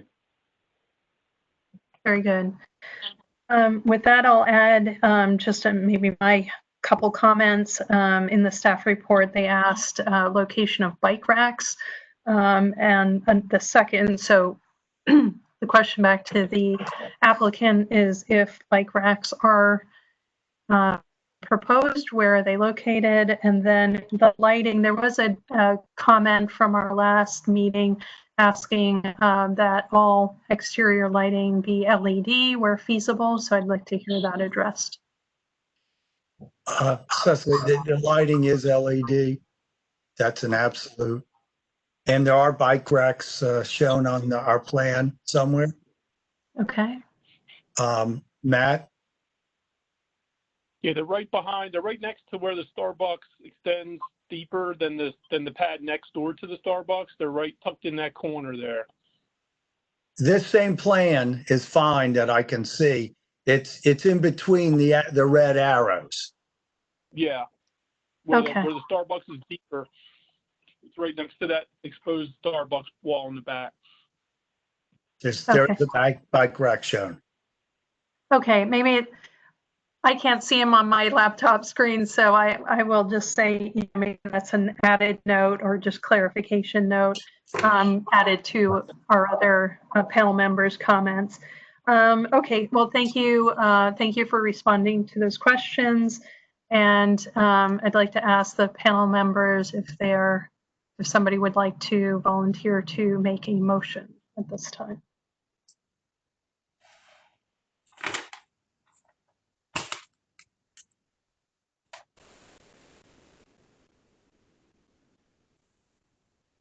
Okay, nobody's volunteering. Oh, I hear a volunteer. Thank you. I will, Ceci. I was trying to write down what everybody said. I think I got it. So I'll make a motion to approve the project with the following conditions to address the staff report comments on the, I'll call it the landscape plan, label the bike racks, label hardscape materials and patterns, label key sidewalk dimensions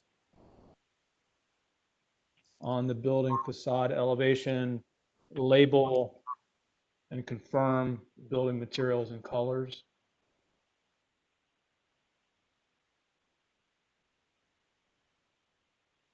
Did I miss anything? Anyone?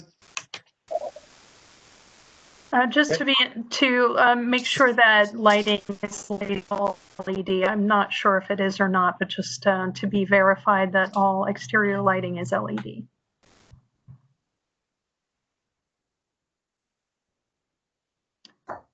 Okay, with that motion on the table, is there a second? This is Kelly, I second. Very good. I'll call for a vote. Marta, sorry, are those conditions clear? Yes, thank you. Very good. Okay, with that motion on the table and seconded, I'll call for a vote. All in favor, say aye. Aye. Aye. Aye. And aye. Okay, so that's 5 ayes and that motion passes. Thank you very much. And thank you, team, for presenting. Well, we thank you. I agree with the comments earlier. This is a better plan because of the process and your input, and we do appreciate that. And to that end, I presume all these no clarifications can be handled administratively by the planning office? Yes, that is correct. That's how the motion carries. Okay, I do thank you. And you will see us again for our Pad B, probably during the winter. Very good. So We'll everyone welcome you stay then. safe in the meantime. Thank you. Thank you. Everyone. Bye now. Thank you. Very good. Okay, so we're entering into our third and final item of the evening. Let me scroll here and make sure. Right, so item number 3 is 808 to 810 Frederick Road, otherwise known as Jennings Cafe, within the Catonsville Commercial Area Review. We have the presenters and we have the presentation up. Presenters, the floor is yours. Good evening, everyone. My name is Brandon Wyrick. I'm with Sanders Designs Architects. I'm here with Tim Sanders, who hopefully will be chiming in when he feels it necessary. Thanks for sticking with us as we get later and later into the night. So let's dive right in. We're looking at Jennings Cafe, 808-810 Frederick Road, and the proposal is based around developing a rooftop deck with an open air bar area and lounge seating. And in the process of developing this rooftop deck, we'll be looking at accessing from an interior stair as well as an exterior stair, which you'll see as we move further along. The basics of it are our building is roughly 1,800 square feet, or I'm sorry, roughly 2,500 square feet. And we plan to develop the seating area and other occupied spaces of about 1,800 square feet of it. But as you'll see in the plan, the intention is not to maximize seating. It is only meant to be a lounge type experience. Let's go to the next slide.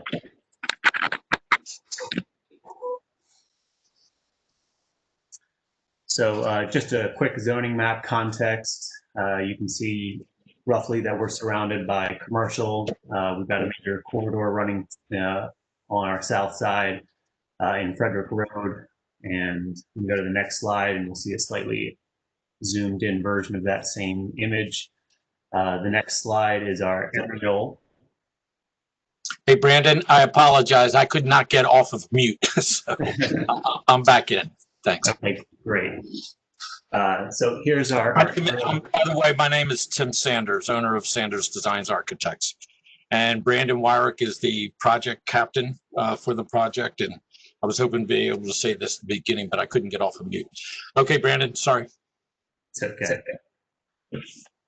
So as you can see, we've got a lot of commercial, all of it's fronted on the road. We've also got a lot of surface parking in the area. Anyway, I guess we want to go forward into the existing condition images.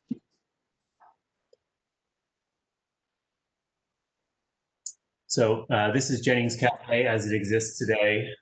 You can see by the context surrounding it, it blends in with the other buildings in the area, 1 to 2 stories, commercial uses, and fronted directly on the street. The entrance or the main facade has been updated within, I want to say, the last 10 years from the original, but it still has some of the existing elements visible, such as the brick wall on the west side and some painted signage, and just some other elements that kind of recall the historical nature of the building and the area. Next slide. So here we have just the rear of the building. Some of the access is available this way. Most of it is just a emergency egress, and the main entrance from the Frederick Road side, ADA accessibility directly from the sidewalk, and some limited outdoor seating.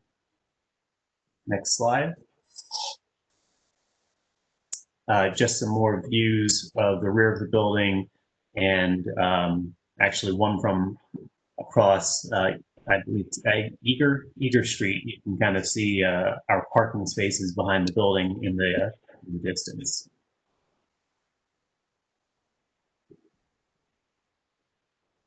Mentioned the surrounding context already. We're looking at maintaining a lot of what the existing building has to offer as far as blending in with the existing context. You know, again, 1 to 2 story commercial storefront. We don't want to be imposing something that's vastly different from the surrounding areas. And I think you'll see that we try to address those issues as well as best we could with floor plans. Next item. Neighboring lot. Next. That is from the intersection. You can see our storefront or our frontage on the right-hand side, and other restaurants and things like that on the left-hand side. Next. And just some shots from the existing roof of what patrons on top of our roof deck might be able to see.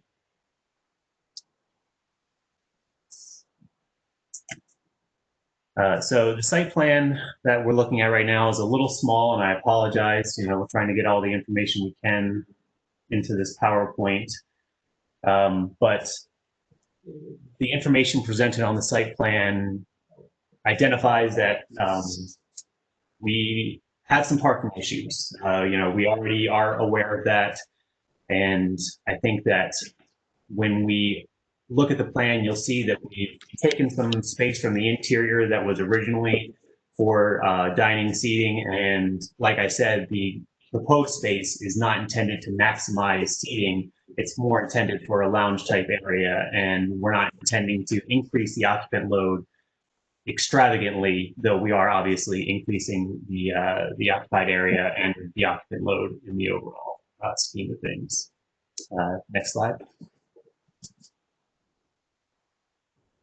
So this is a little tongue-in-cheek, I guess, to call this our landscape plan, but because all of our work is on the roof that we're proposing, with the only exterior work being the stair, the egress stair leading to the rear parking lot, we wanted to demonstrate that the intent of the roof is to have a lot of plantings, and in fact to have a small garden space that would be utilized for hopefully to be used in the restaurant for a mini farm to table feel almost, as well as just kind of creating an ambiance of you're outside, you're in nature, you want to have a little bit of that natural feel around you.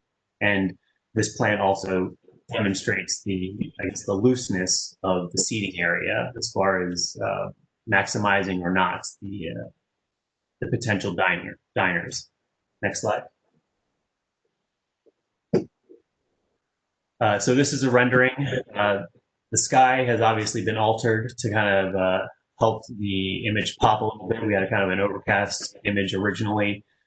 Again, trying to maintain the existing condition of Jennings Cafe so as not to alter the context too much. We pushed the elements that are going to be built up further back into the floor plan and brought the dining and the lower elements towards the front in order to really create a lower profile, especially from the street view. This is across the street, which is giving you the maximum view of the area beyond our front facade. But if you're walking along the street at Jennings, you probably wouldn't even see the new construction on the roof area. Next slide. We're back to that previous slide. We're also introducing glass railings and aluminum, which will be what is composed of in the penthouse as well, that you can see in the background.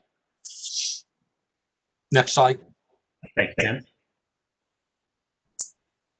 So the elevations, identifying the intended materials. This is the, I guess, the west elevation is the top elevation, brick wall underneath, and proposed corrugated metal and aluminum storefronts for the stair tower. And then the front elevation, again, not changing anything, using the photo to kind of illustrate that, and a very minimalist glass railing with aluminum handrails or guardrails at the top and for structure. Next. Top one is the east elevation. There's a grassy area between ourselves and the neighbor. There is currently mechanical units on the north side, and there's already or we're proposing a mechanical screen from both Frederick Road and our patron areas. And then the northernmost facade shows the new stair that comes down from the rooftop deck and exits into the existing parking area. Next slide.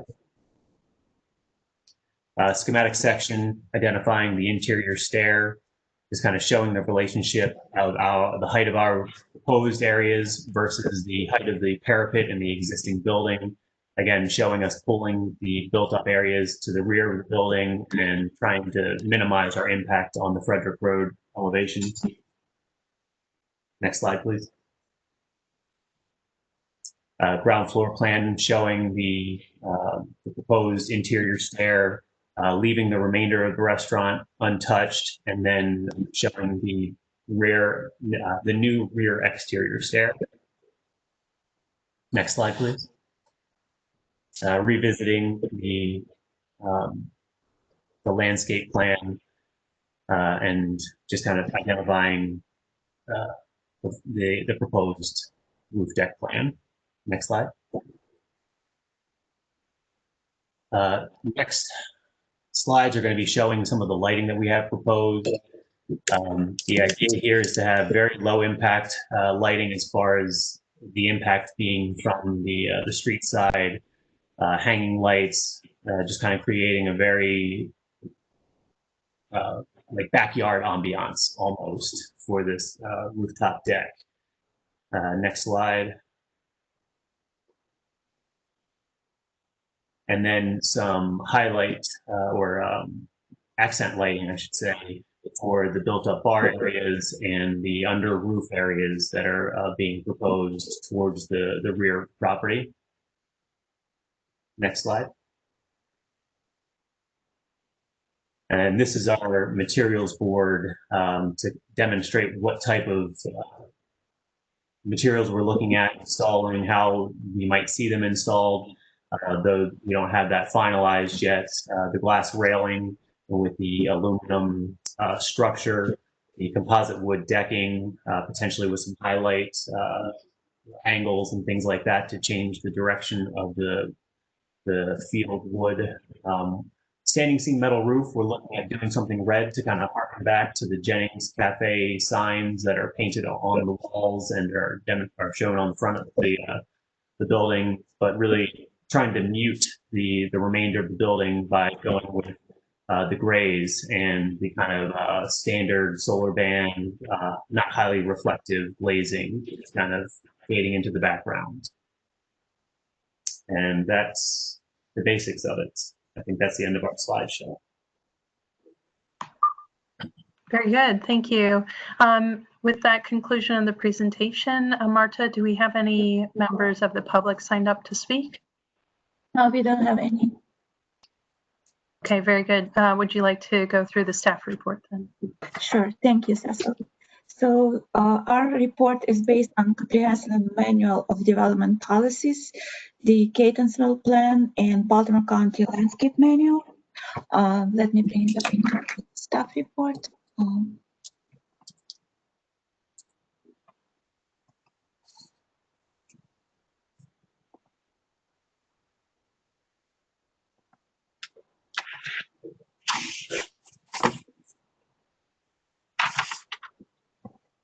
And in terms of site design, staff recommends approval of the site design subject to the following conditions. Number one, provide a detailed site plan showing the existing building, rear parking, sidewalk, and vehicle circulation on the street. Number two, indicate dumpster location on the plan and ensure an appropriate enclosure is included. In terms of form and image, staff recommends approval of the form and image. In terms of open space and landscape design, staff recommends approval of the open space and landscape design subject to the following conditions. Provide Number one, provide trees and or bushes in the grassy area along the rear of the existing parking. Number two, provide a detailed landscape drawing showing and label all proposed plantings. Number three, provide details for the proposed kitchen garden. Streets and parking and circulations. Staff recommends approval of the streets, parking and circulation subject to the following conditions. Number one, indicate how parking will be provided for the proposed project. Number two, clarify access and vehicle circulation on the site. And number three, provide bike racks and specify their location on the plan. In terms of signage and lighting, staff recommends approval of the lighting subject to the following condition: provide light poles in the rear parking lot. And in terms of architectural design, staff recommends approval of the architectural design subject to the following conditions: label all the materials used for the interior staircase. Number two, clarify the relationship between the existing front parapet and the proposed aluminum railings with glass panels. And number three, provide complete elevations showing colors and materials. And that concludes our stuff. Okay, great. Thank you very much. Very good. So we'll move through the panel members now. Matt Reynolds, go ahead first, please. It just might be good to have some more clarity on the landscape plantings, but I would consider this much more of an architectural element. So I'm going to defer to you and Matt on the comments for this one. Very good. We'll migrate to us eventually. I'm going to go next. Yeah, so I'm gonna kind of lean with Matt Renaud on this one from a site landscape standpoint, but I do have a few comments, questions. Brandon mentioned there's a parking issue, and usually in my day job, I'm really concerned about parking issues. However, this panel doesn't review for those issues, so I'm not going to make a comment. I am interested and curious about how the flow works on the site. I tried to zoom in on the site plan, and I just can't figure it out. Could someone explain to me how the site functions and access and circulation? Behind the building is a parking lot. It's a dead end parking lot, if I'm not mistaken, right, Brandon? Sorry? I said, I believe so. Yeah. So you would go in, you would, park and back out, 3-point turn, and then leave.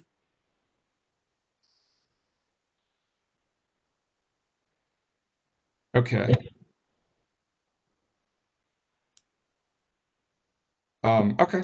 Well, So currently the parking spaces are accessed via Frederick Road between 816 Frederick Road and our building, 808 Frederick Road. There's a drive aisle that our parking spaces are accessed via. Is there cross circulation with the property to the top of this plan, or it's simply a dead end and you've got to reverse out?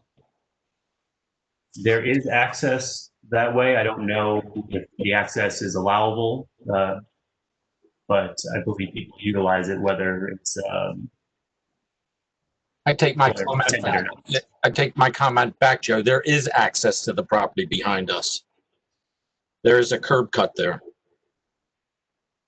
Okay.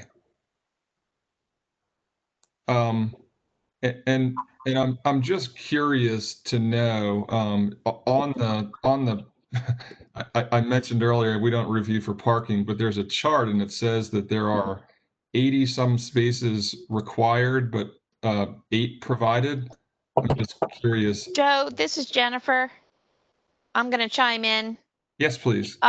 Because this property has existed in this condition for a long time. There have been cases, zoning cases in the past that has granted parking relief as well as shared parking.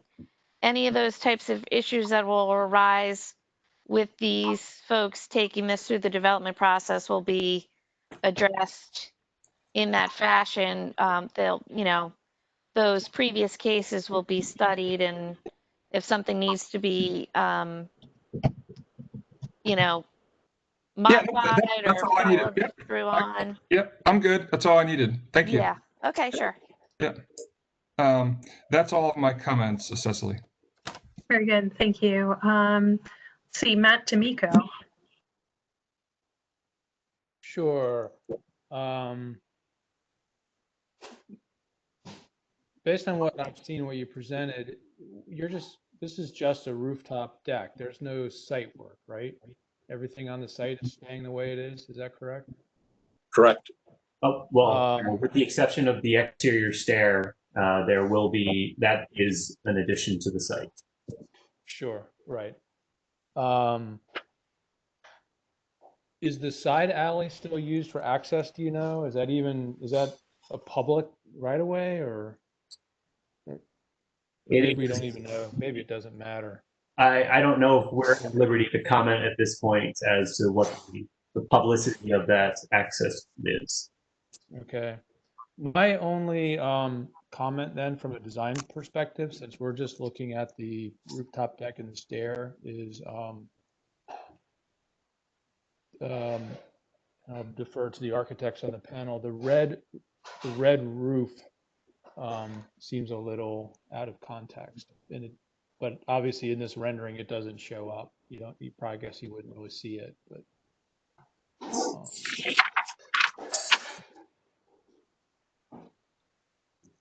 Okay, Matt.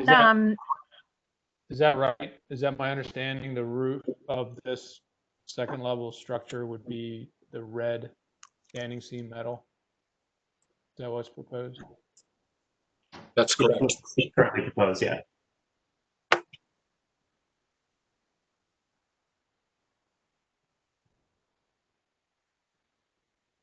Matt, any other further questions?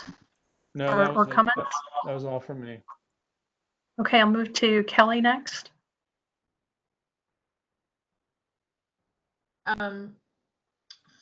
So I guess my question on this particular slide, just for clarification's sake, you cannot enter the parking lot through this curb cut here, or you can?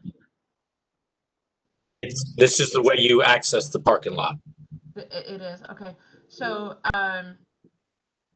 I would suggest a little bit more detail on where the new kind of structure, the parapet, if you will, meets the brick kind of in that back corner. I'm just kind of understanding what that material transition is from a detail standpoint. I can't quite see exactly how that transitions.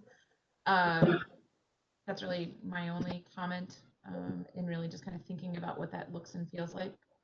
On that, if that's your main, if I'm driving down Frederick Road and I'm turning in, you know, what does that look and feel like, especially if there's a new stair in the back of the building as well? Like, I'd like to kind of see a little bit more volumetrically of what that experience looks like.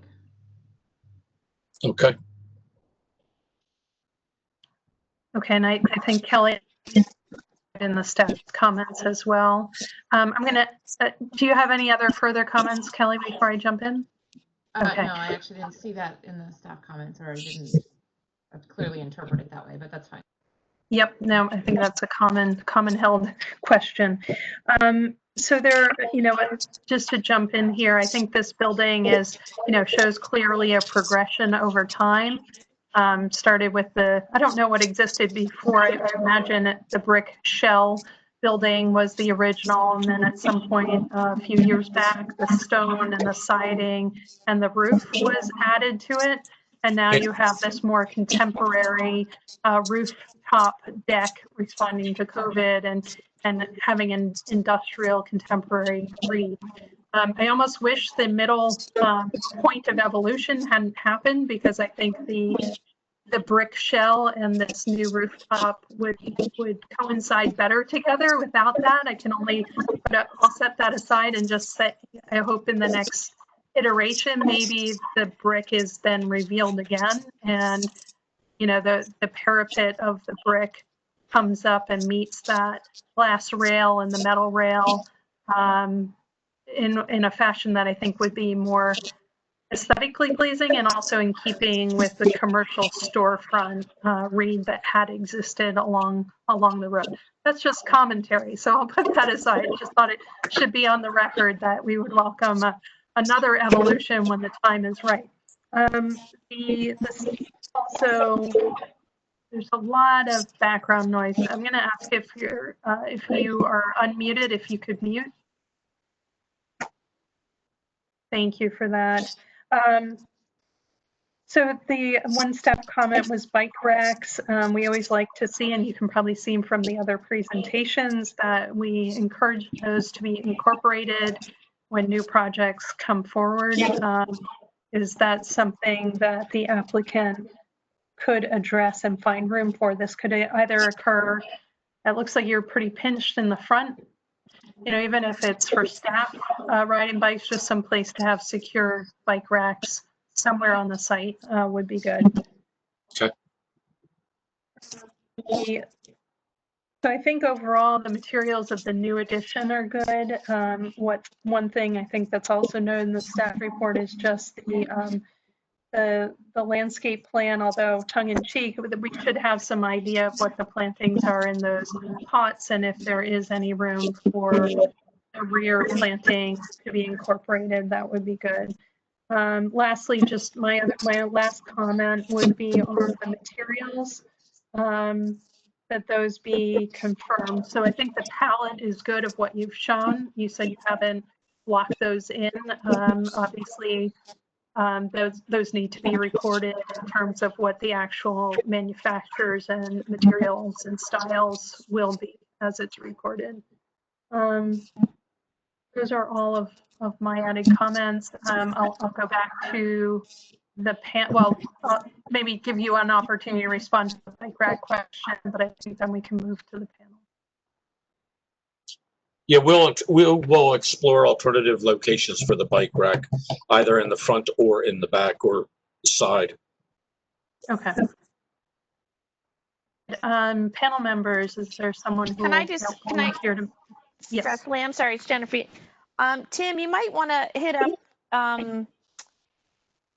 and I could be wrong, but work with our community planner in Catonsville as well as the chamber. I know I've seen bike racks along Frederick Road, and I don't know if over the years that those efforts have changed, but I do know they've been doing bike rack installations up and down Frederick, and maybe to make them consistent, I can reach out to our community planner and see if they still pursue those efforts.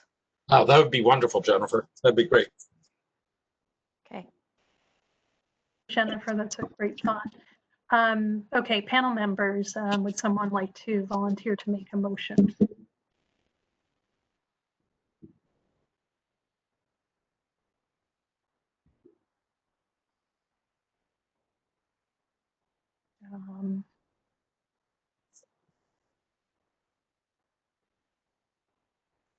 Okay, I'm going to maybe suggest Kelly for this, and then we can add in Kelly.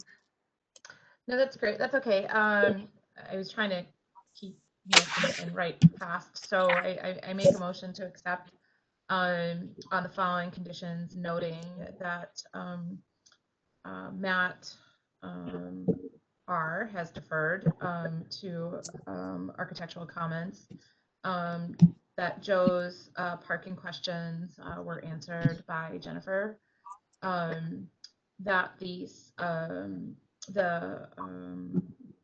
that Jennifer and her team staff comments are accepted and need to be addressed. We agree with those. Sorry, Kelly, can you just Yeah. point out of the staff comments, which particular ones that we are recommending, and the conversation, the elements of the conversation are not important, just the conditions of the motion. Sure thing. I don't actually have a copy. I don't have a copy of the staff comments. So if you could just pull them up, that would be helpful. I have everything else. I just didn't have the staff comments, you know. Yeah, there were a lot of materials coming at us. Yeah. Thank you. Okay, so specifically in the architectural design, sorry.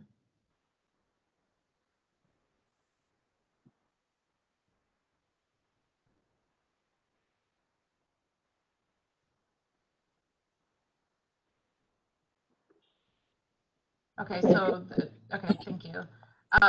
So providing more detailed site plan, including these comments, I think is critical, especially the dumpster location is appropriate. Can I just ask a quick question? Is there an existing dumpster that we're asking to indicate on the plan, or are they proposing one? It exists in the back right-hand corner of the parking lot. Okay. It's on slide 14. Okay. So for us to suggest that labeling that and then providing an appropriate enclosure seems appropriate. Okay. Yes, agreed.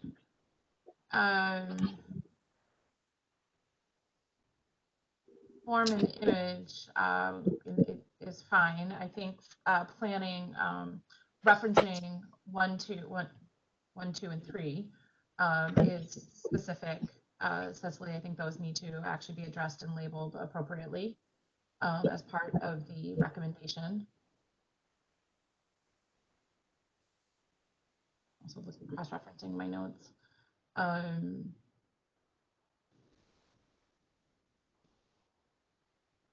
Again, street parking and circulation indicate more clearly what these recommendations, specifically 1 and 2, and with reference to number 3, check with either the local chamber or the Catonsville Community Association what their specific bike rack plan is and how that actually ties into this renovation.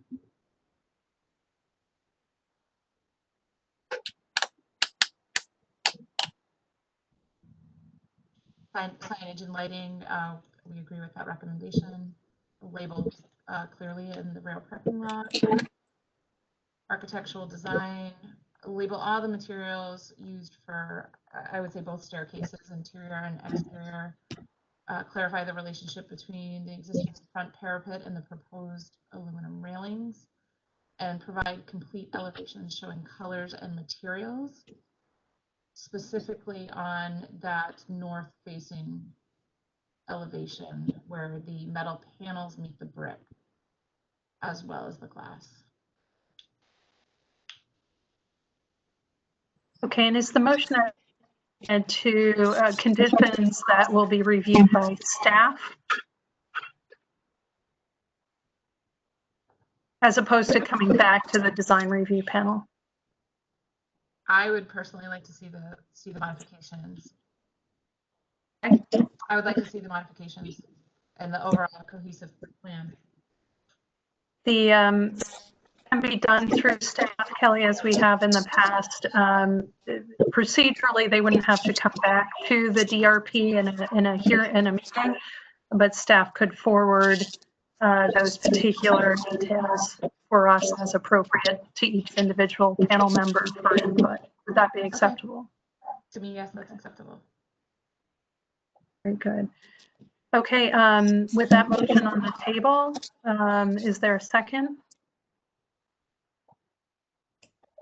I'll second. Very good. Marta, I think this follows the prescriptions in the staff report pretty clearly. Do you need any other further clarifications? No, you're good. Thank you. Okay. So with that motion on the table and seconded, I'll call for a vote. All in favor, say aye. Aye. Aye. Aye. Aye. Okay, aye, that makes 5, and the motion passes. Thank you very much, and thank you applicants for your presentation. Thanks a lot, Thank you. guys. Appreciate it. Thank you all very much for your time. Greatly appreciated. Have a great evening. Have a great evening. Thank you all. Thank you all. Have a great evening. All right, Jennifer will be in touch. We need a motion to adjourn the DRP meeting. My apologies. Sorry, as chair, I make a motion to close the meeting formally. Do I have a second? This is Joe. I'd be happy to second that. Thank you, Joe. There we go. We're formally concluded. Appreciate it all. Thank you. Thank you. Bye-bye.